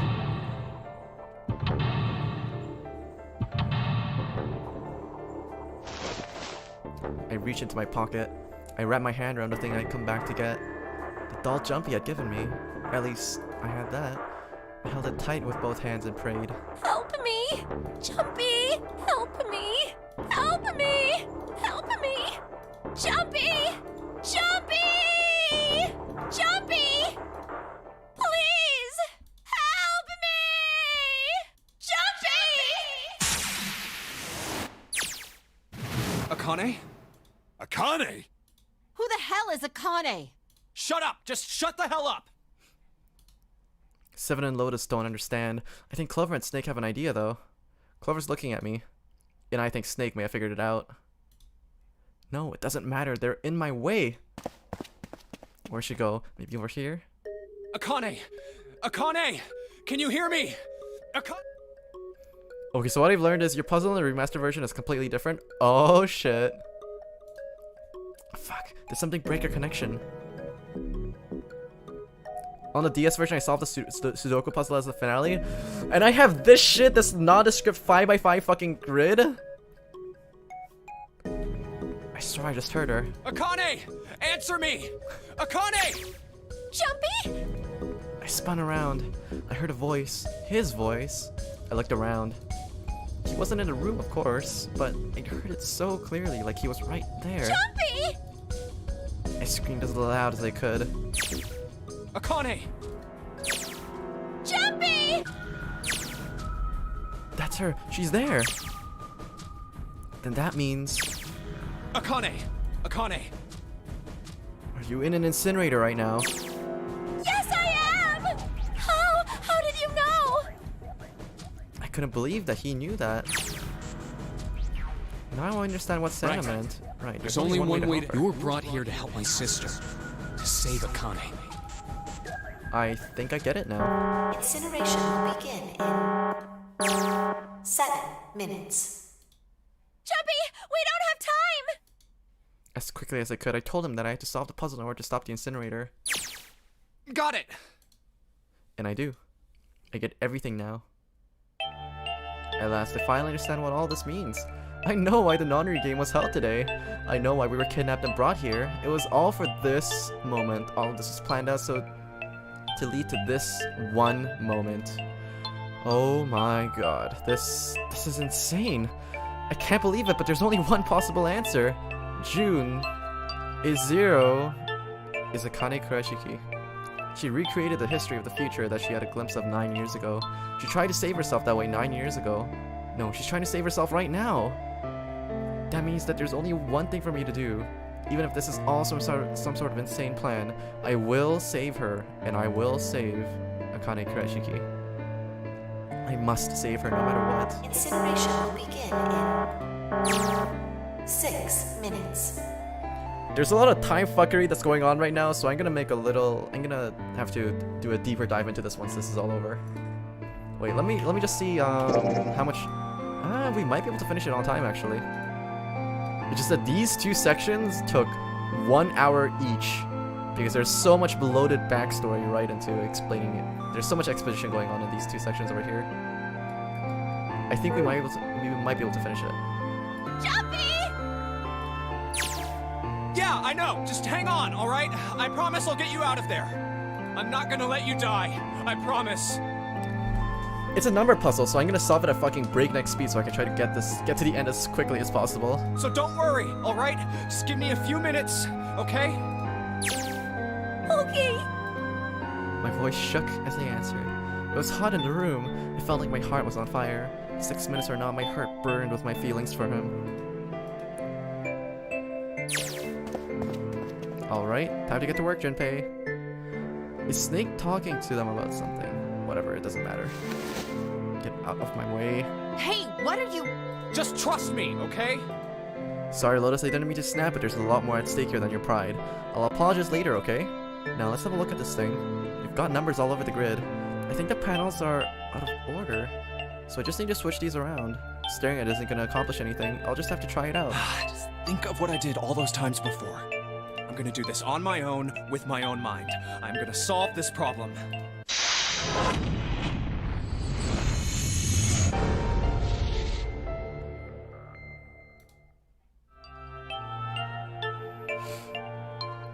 So, is there gonna be someone that's... Oh, wait, hint. When I pressed hint, the numbers appeared on the empty spots on the grid. They're all single digits.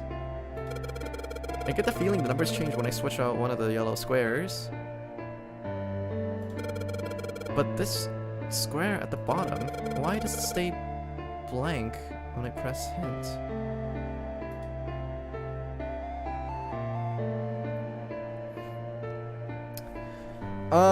Okay, I think I have the gist. I think I get the gist of what's going on. So this is gonna be like the nonary games, right?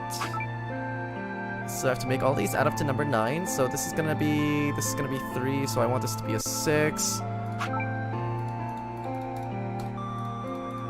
Shit.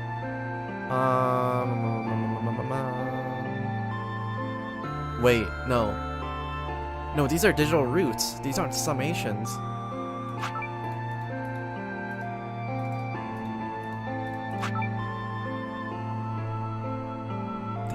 Digital roots.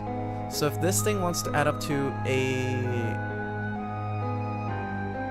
So this one can't be a 6, apparently. So if this one can't be a 6... then what if we add 3 to... what was it, 15? No, it's like 17? No, 15? Then it becomes 18... No, let's just try this out. Just try out random ones.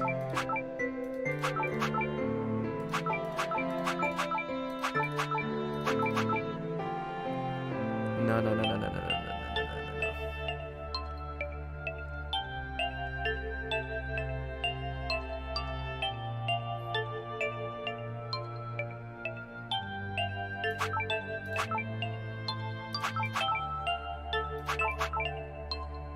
Oh, right, because it's a summation of all 3 adjacent ones. And it's a 6 plus 5, 11, that's 12. Okay, yeah, so that's not it. So let's start from the ones that are guaranteed. So these ones are fixed in place, basically.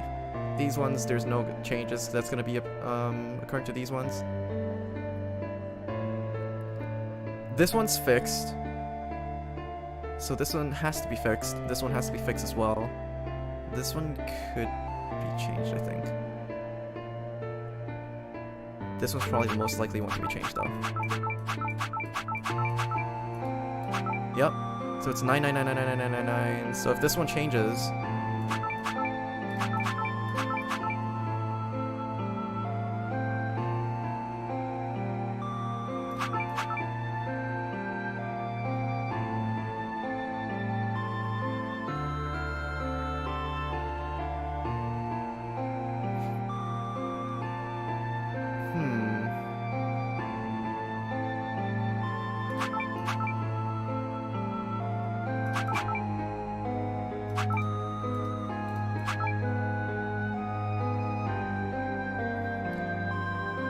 So I'm assuming it has to be all numbers like this, and I think I just have the order of these letters wrong. Pressing the numbers again makes it disappear. It looks like I can turn them on and off. Then there's something special meaning to there being 2 modes. What could it mean?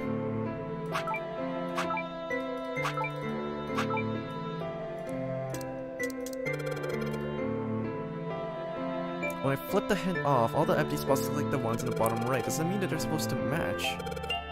Maybe I need to make all the numbers in the squares the same.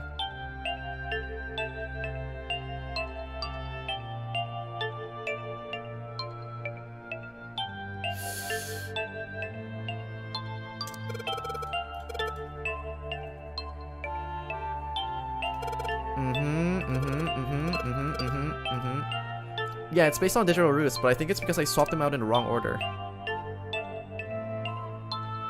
And I think it's supposed to spell out a word if I just do it manually.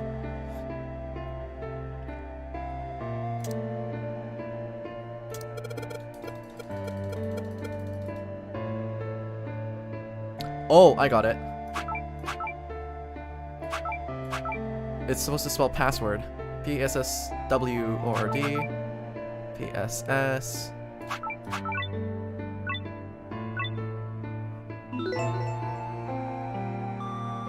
Please enter password.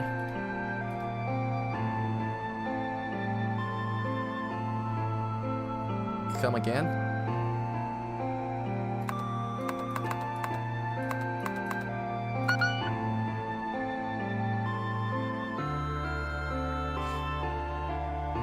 Okay. Where's my brain link when I need it now?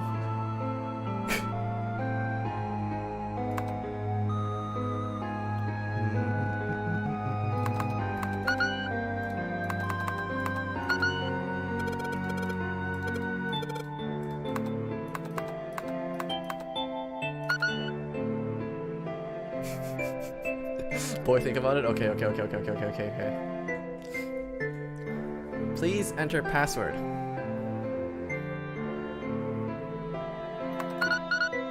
Oh.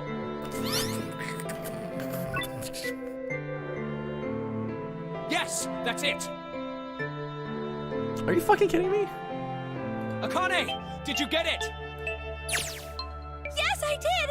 I solved it! I mean, really, you solved it for me, but I copied everything you did! Ain't that some bullshit? Now I just have to press enter! Then what the hell are you waiting for? Push it! Okay, I will! I hit the enter key. Emergency shutdown command has been confirmed. Incineration system has been disabled.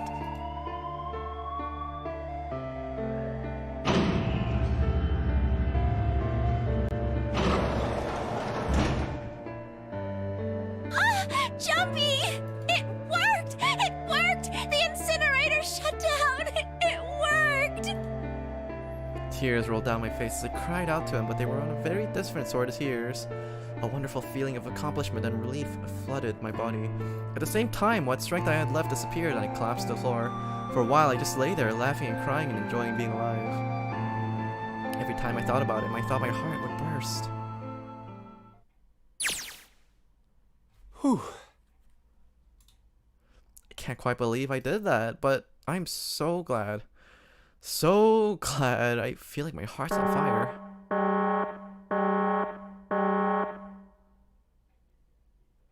No, I don't have time to be thinking about that kind of shit.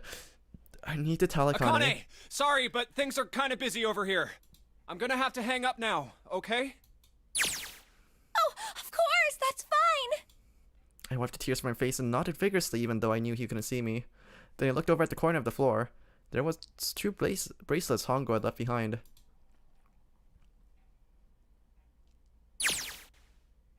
Now. Well, Seven and Lotus don't look too particularly happy with me. Not a very nice look to give to someone who just saved your lives, guys. Junpei, are you... Okay? Shut it. Right, okay, so maybe they have a reason to be pissed off. So what if I haven't pressed the enter key yet? Alright, nothing holding me back now. Here goes. Wait. Incineration will begin in 90 seconds. It doesn't sound like it's stopping. What the shit? Why isn't it stopping? Okay, maybe it didn't hit the key hard enough. Just hit it again and again and again and again and again, and that's not working either. The alarm's still going off. What the hell is going on? I've got all the right numbers in the right box. It's perfect. So why the fuck isn't this thing stopping? Incineration will begin 60 seconds. Wait, of course. That's what the numbers showed up after the puzzle mean.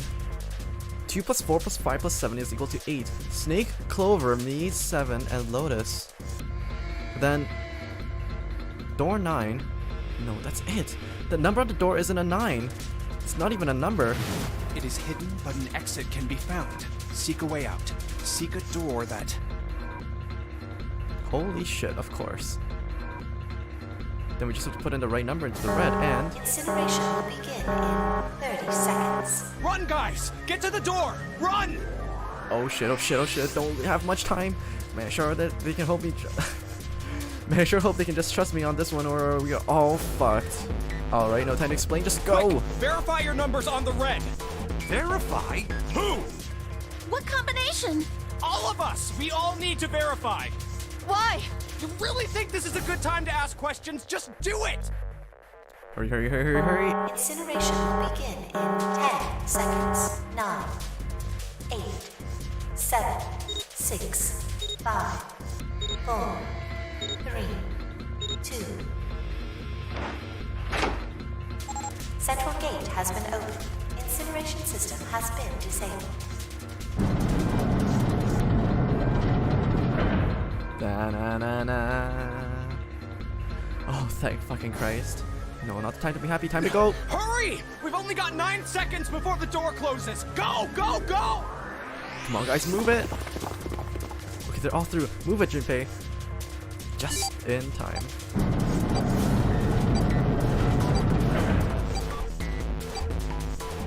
And there goes the door. No, don't calm down yet. You're not done. We still gotta find Dead. Oh, that was fast.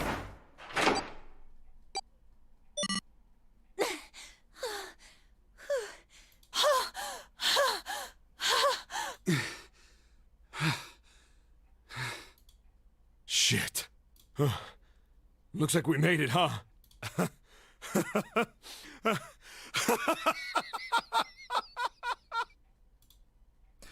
Man, that guy can sure laugh when he wants to. Looks like Clover and Lotus are totally out of energy. Snake is shaking his head warily. I just want to take a nap, Akane? Akane! Can you hear me? I want to tell her we made it. I want to tell her how good I feel, but nothing.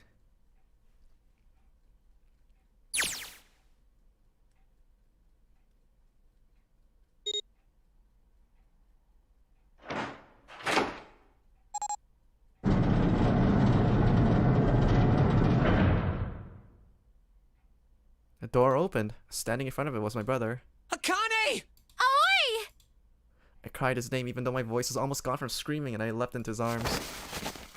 Oh, oi! Akane! I buried my face in his chest and cried again. I cried and cried and cried. The steady thump of his heart in my ear made me feel I was home. Its beat was almost like a lullaby. I wrapped my arms around him as far as they would go and held him tight as I could. Just to be there, like I felt like a miracle. I hadn't felt the warmth of another human body in what seemed like almost an eternity. I just wanted to stay there in his arms forever, but I couldn't. The moment I passed through the door, my braces began to count down to death. I leapt away from it and looked around. The door had already closed. I spotted the Dead only a short distance away. It took me only a moment to get to and scan all the bracelets. I left the ones Hongo had dropped on the scanner panel. That was it.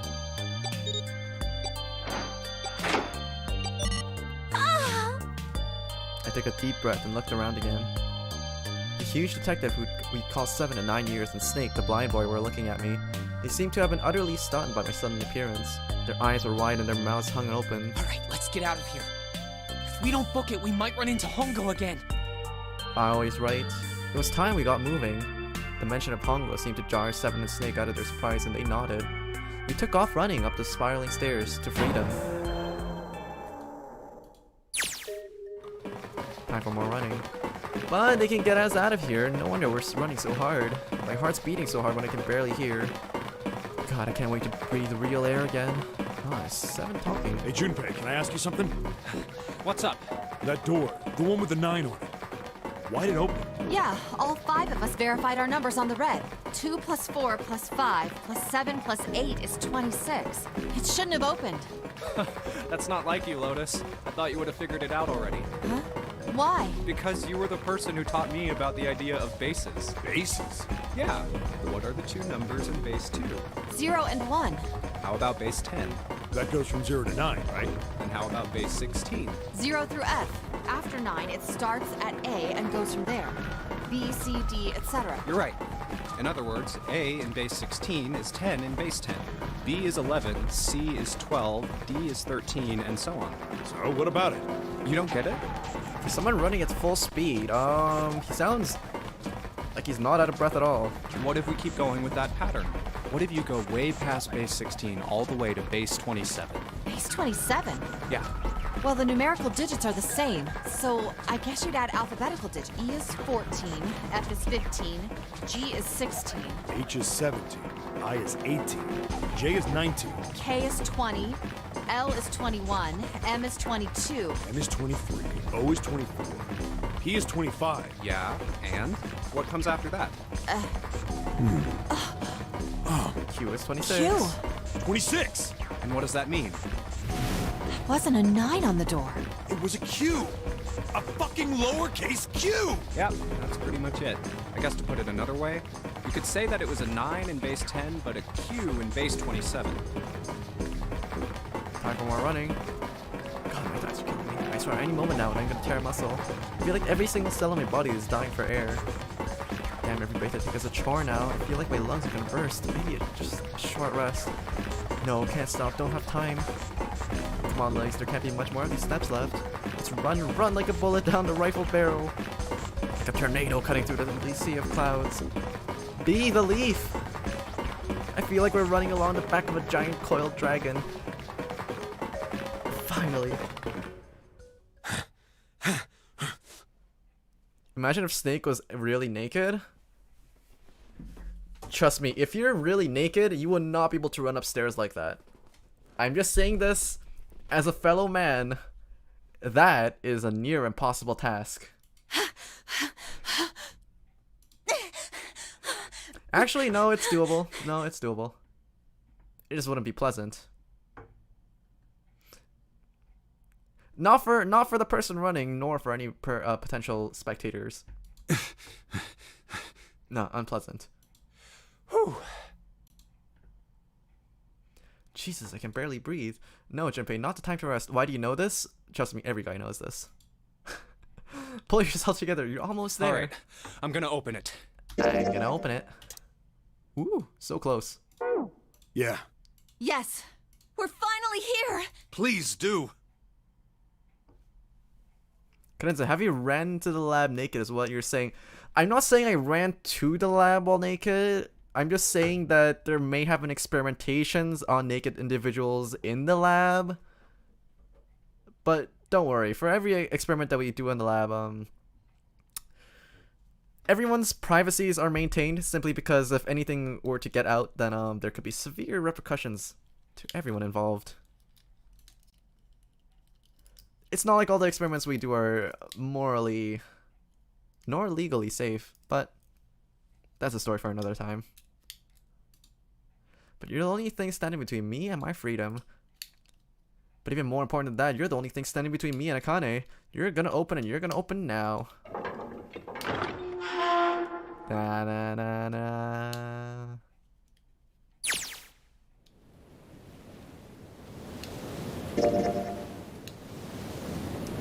I don't like how there's 2 more slots over here. They could both be novel ones, but I have a feeling that I wouldn't be surprised if there's another escape one though. I felt a hand on my shoulder. It was Aoi's. Gave it a small reassuring squeeze. I was so happy I feel like I could melt. My heart was at peace, and not only because my brother and I were back together again, thanks to the huge detective, all 9 of us who had been kidnapped. We're finally able to escape from the gigantic. On the distant horizon, we could see the faint outline of a ship as it sank. It gave a thunderous roar as it finally slipped through beneath the waves. Its last cry echoed out across the ocean, and then it was gone. It's over. Aoi whispered. Yeah. It was over. It was finally over. Or was it? Was it really? No, that was wrong. That wasn't it at all. I was sure of it. This wasn't the end. It was only the beginning. This is only a prologue to what would happen in 9 years. Okay. Yes, finally, air! Ugh. Damn, the sun is bright, right? This is why we shouldn't go outside. I can barely see anything. Oh, I gotta admit, this doesn't look quite like... Wait. No way. You have gotta be shitting me. What? It can't be. This is...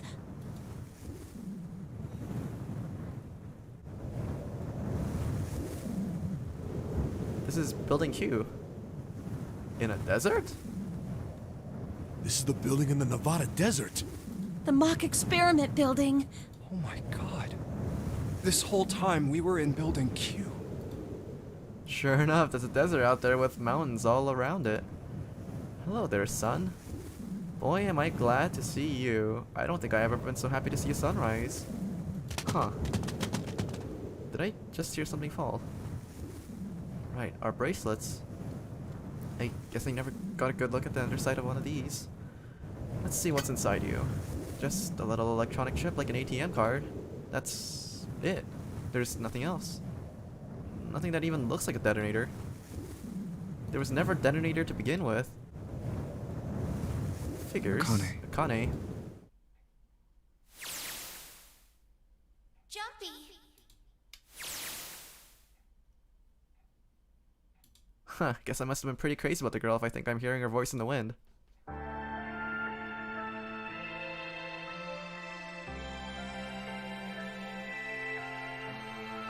Yeah, so I had a sneaking suspicion that Akane was never meant to actually kill anyone, because in every single case where someone died, they died to a stab wound. None of them exploded.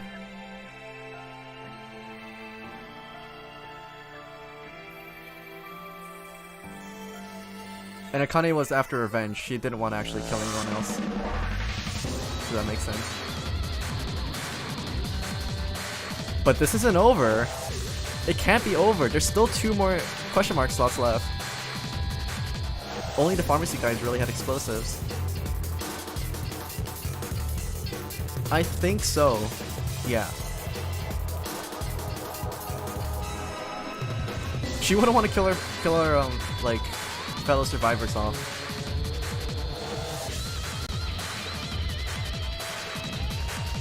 At least this way, I think.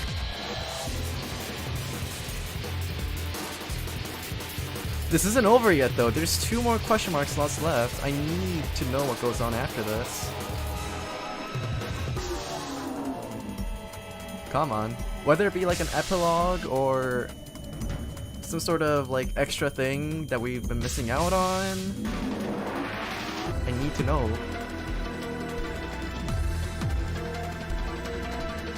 I need to know. Okay, so while the credits are going, we also know that so Akane was actually mixed into the group, and she was a sender. But her being a sender wouldn't make sense because all the information that was being transmitted over is basically being sent back into... Unless it's saying that a person can be a sender and a receiver at the same time. Are you okay? Oh, okay, here's the epilogue. Oh, come on. This is nothing. Really? Yeah. You don't look okay. It was just before the end of elementary school. Jumpy and I were sitting next to each other on a small hill looking down into town as the sun slowly set. How does it look then? He was half serious and half joking. I thought about it for a minute first.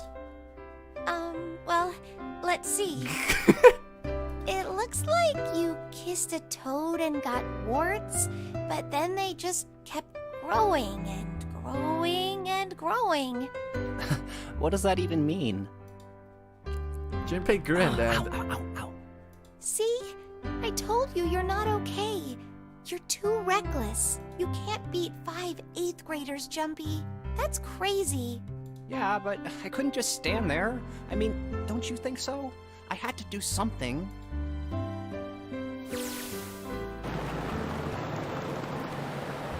Look at the Nevada desert go past. For an SUV, this thing is a pretty smooth ride.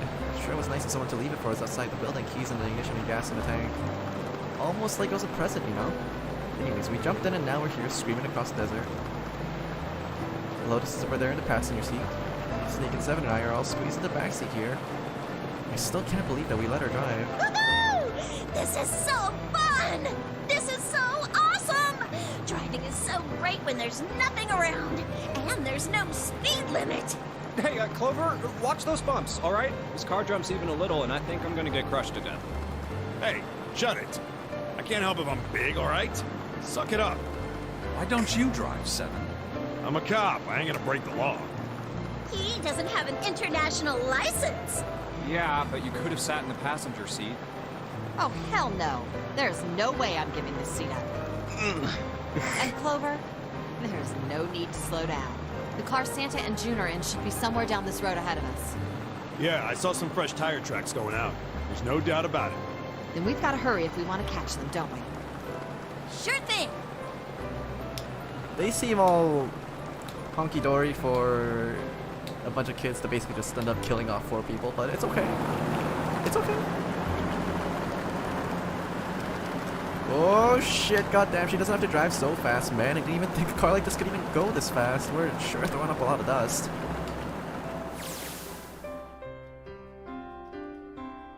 It was a couple of hours after we run into the junior high students. They've been hiding in the bushes on the back of one of the hills, drenching a kitten in gasoline. The moment we saw what they were doing, Jumpy ran up to them furious. Hey! What the hell are you doing? Then he jumped on them. He quickly scooped up the kitten and tossed it to me. Caught it and ran for the police station as fast as I could. Help me! Officer, please! You have to come with me! The policeman and I headed back to the hill. All we found was Jumpy sprawled on the ground with a face covered in big swollen lumps. You couldn't run away after you threw the kitty to me? I asked him. He stuck his tongue out through the hole in his mouth where a tooth had fallen out. Yeah, I guess I coulda. Then why didn't you? I didn't want to. I wanted to beat him up. Beat him up real good. Because of what they were doing to the kitty. Yeah, that too, but I think they were the ones behind those murders our first semester. Remember? Oh, you mean the bunnies. Yeah, the bunnies. He plucked some grass from under the ground and tossed it into the way. They asked me what elementary school I was from, so I told them. And then they said they'd do the same thing to you that they did to the rabbits. I couldn't forgive them for that, so I...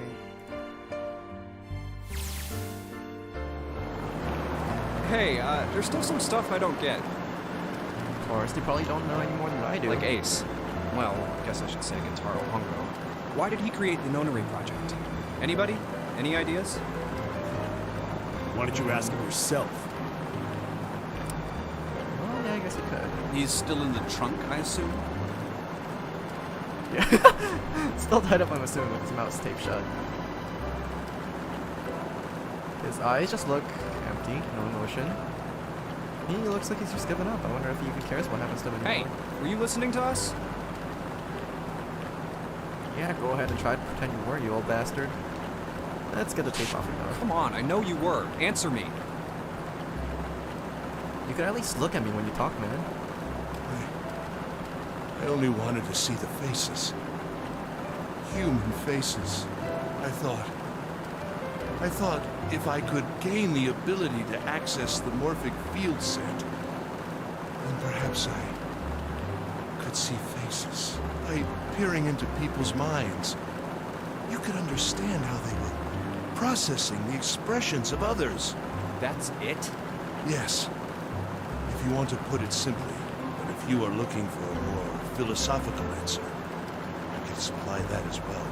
You see, the human collective consciousness... I think that's enough out of you, old pal. The tape is back. Time for the tape to go back on. All right. So what's your second question? You said there were some things you didn't get, didn't you? Well, someone's a little nosy. Well, my next question doesn't really have anything to do with you two. This is for you, Seven. It's about the whole Alice thing. What's the deal with that? Well, see, 9 years ago, after I escaped from the Gigantic, I kept going after Hongo on my own. Catching him finally slipped up. During the course of my investigations, I learned a lot more about the Gigantic. I also found out about Bourdain and Alice. You're not really answering my question. Was there actually a girl who wouldn't melt at room temperature? Sounds like Congo has something to say. Alright, fine, I'll let you talk, but you gotta behave. What? Alice doesn't exist. 9 years ago, I found Alice's coffin behind the library on the bottom deck. There was nothing in it but the root of a peculiar plant. My research determined that it was a member of the genus Mandragora, of the family Solanaceae. I was able to extract a particular alkaloid from it. I used that extract to create Socorro. Its creation was a tremendous boon to my firm, and we grew rapidly. Shit, this is gonna go on forever. Tape's going back on, Hongo. The rest of my questions can wait a bit. For now, I think I'll just enjoy the ride. Here, this is for you. What's this? This is a for you doll. His name is Junpei. Jumpy pulled something out of his pocket and shoved out his arm towards me. In his hand was a doll made of yarn small enough to fit in his palm. Jumpy, are you sure it's, for you doll? Huh? Yeah, the lady at the shop said so, so that means it's for you, right? Are you sure it's not a voodoo doll? Wait, what? That's... Oh, man. Oh, man. Well, it sure looks like a voodoo doll. I mean, you do know what a voodoo doll is used for, right? Yeah, I guess calling it Junpei isn't a very good idea then. Why are you giving me this anyway? It just seems really sudden. Well, you know how after June, we aren't gonna get to see each other too much? I mean, we're gonna be in different schools, and I just thought I'd, Oh, okay, well, how about we call it June then? Okay. So, I wanted to give you this. You sound like some sort of tribal chief in a bad movie. Yes. I, head of tribe. This doll, traditional charm of tribe. So I give this, it me. So we always together. Oh, Jumpy. If something bad, then hold and pray. I go wherever you are. So here, take. I reached my hand out and picked the doll gently. Thank you. Thank you so much, Jumpy.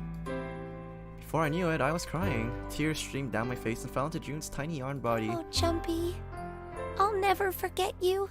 I promise. Jumpy looked straight into my eyes and just said 5 words. I'll never forget you either.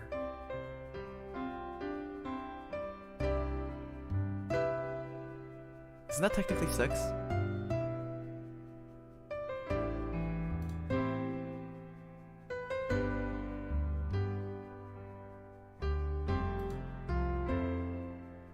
The sky was a beautiful crimson red as it melted down towards the horizon. The last golden rays of sunlight stretched out across the city and painted themselves across the hills.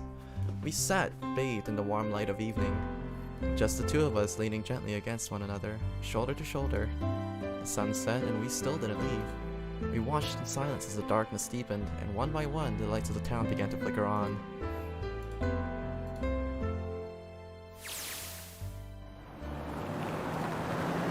There's still one thing that I don't get.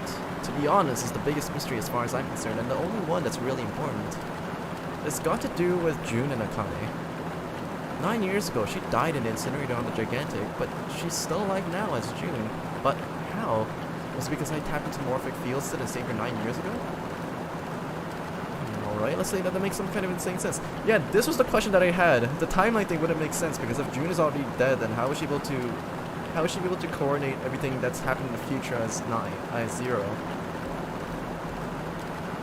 That shit doesn't make a fucking lick of sense at all. If I did that then, how do I make sense of what 7 remembers? Snake makes sense, he's blind. He couldn't have seen her body anyways. But 7, he said he was sure he saw it. Does that mean there's some kind of historical discrepancy? Or wait, maybe that's not it at all. There is one other logical explanation. Was what you told me the truth, 7? You look satisfied. No. No way. He couldn't. Hey, look! Over there! There's somebody next to the road. So if 7 lied, then was he in it on the whole time? What? Hmm?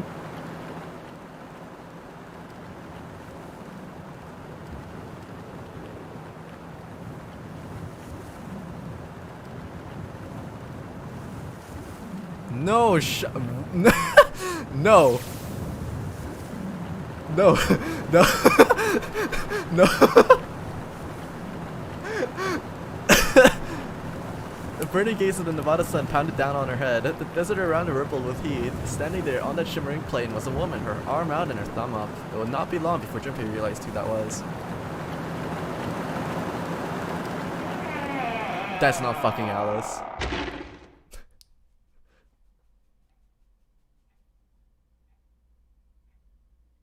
Stop the calf, no way.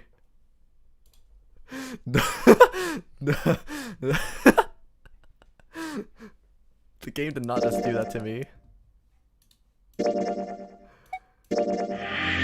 Oh my god.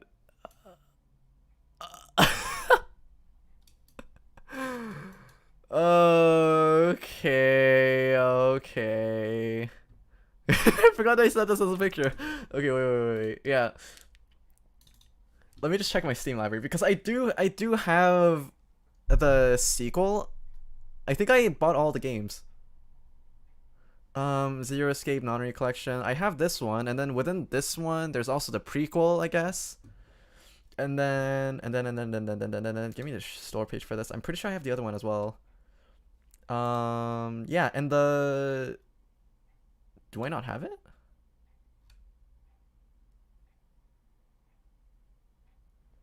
Zero Escape Trilogy? Zero Time Dilemma? Do I not have it? I thought I bought it together. Huh. Okay, yeah, so I have this one, and then I have the sequel. No, the prequel. What's it called? Let me just take a quick look-see. Yeah, we did 9 hours, 9 persons, 9 doors, and then I have Virtue's Last Reward, and then I'd have to buy the other one after I beat these two. I think that's the correct play order, right? It's this one, and then it's the prequel, and then it's the sequel? Is that how the play order goes? 999 play order.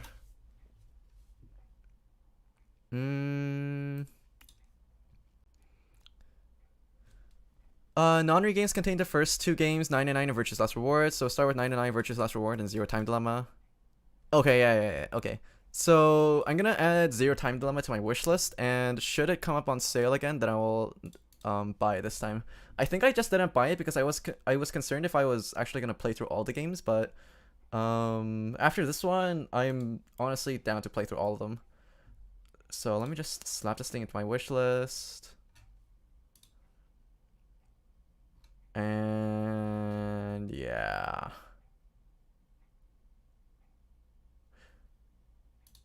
But yeah, I do have Virtue's Last Reward, so that will be something I will play once I get back into streaming on a regular schedule, but now that we finished this, like, the only reason why I was streaming today was because I wanted to get back and finish the series, because I kind of left it on a cliffhanger and I was kind of bummed that I didn't know what was going to happen.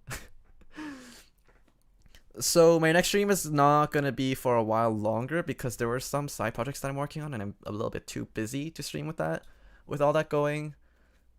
So there's a couple of tests that I might do. I might pop in and do a couple streams here and there because there's some things that I want to play on the VTMC server as well, but yeah, for the most part there's not going to be an official schedule as to when I'm going to stream. So I think the only option is to basically just keep an eye out on Discord, where I might make a couple of announcements here and there, but yeah. As for when I might get back into doing a regular stream schedule, I can't expect it to be any time less than a couple of weeks, unfortunately. And that was me when I finished the first one and spiral from there. Yeah, 999 was actually a really good starting point for this, and then Virtue's Last Word, I'm hoping it's just as good. And then I'm gonna try out Dilemma. And then there was also another game, a series, like the game series, like To the Moon, right? I have the whole game series for that, so I wanted to play that as well. Yeah, there's a bunch of story-driven games that I really wanted to get around to playing. And I'm probably gonna wean off of playing Apex and stuff like that, because I honestly haven't been focusing too much on playing Apex or anything, even off stream. So yeah, my gaming interests are like shifting around quite a bit, but yeah, I'm definitely gonna be playing Virtue's Last Reward and Dilemma on stream later, but as for when that's gonna be, who knows. But for the time being, thank you all for dropping by, and I will see you guys later. That's probably as good of an answer as I'm gonna get. Anyways, and I'll talk to you guys later. Bye. Bye bye bye.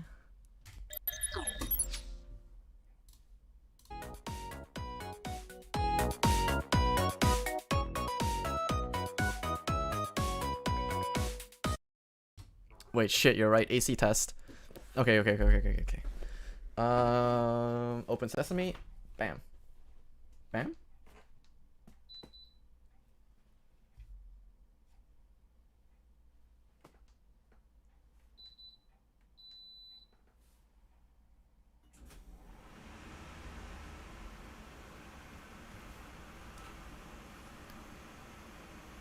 Like, if I'm not saying anything or anything like that, then it should be a little bit noticeable, right? But if I were to talk, or if there's like background music going on, is it bad? If it's really loud, then there's some settings that I can tweak to maybe fix it, to make it it's very noticeable. Shit. Okay, one sec. Hold up.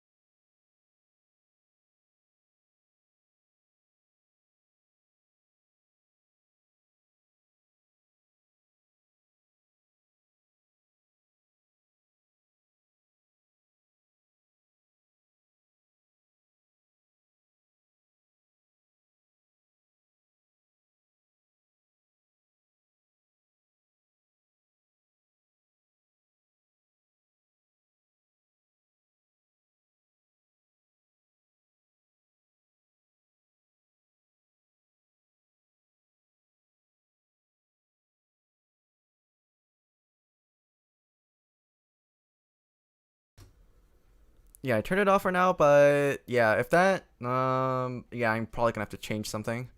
I'm pretty sure there's, background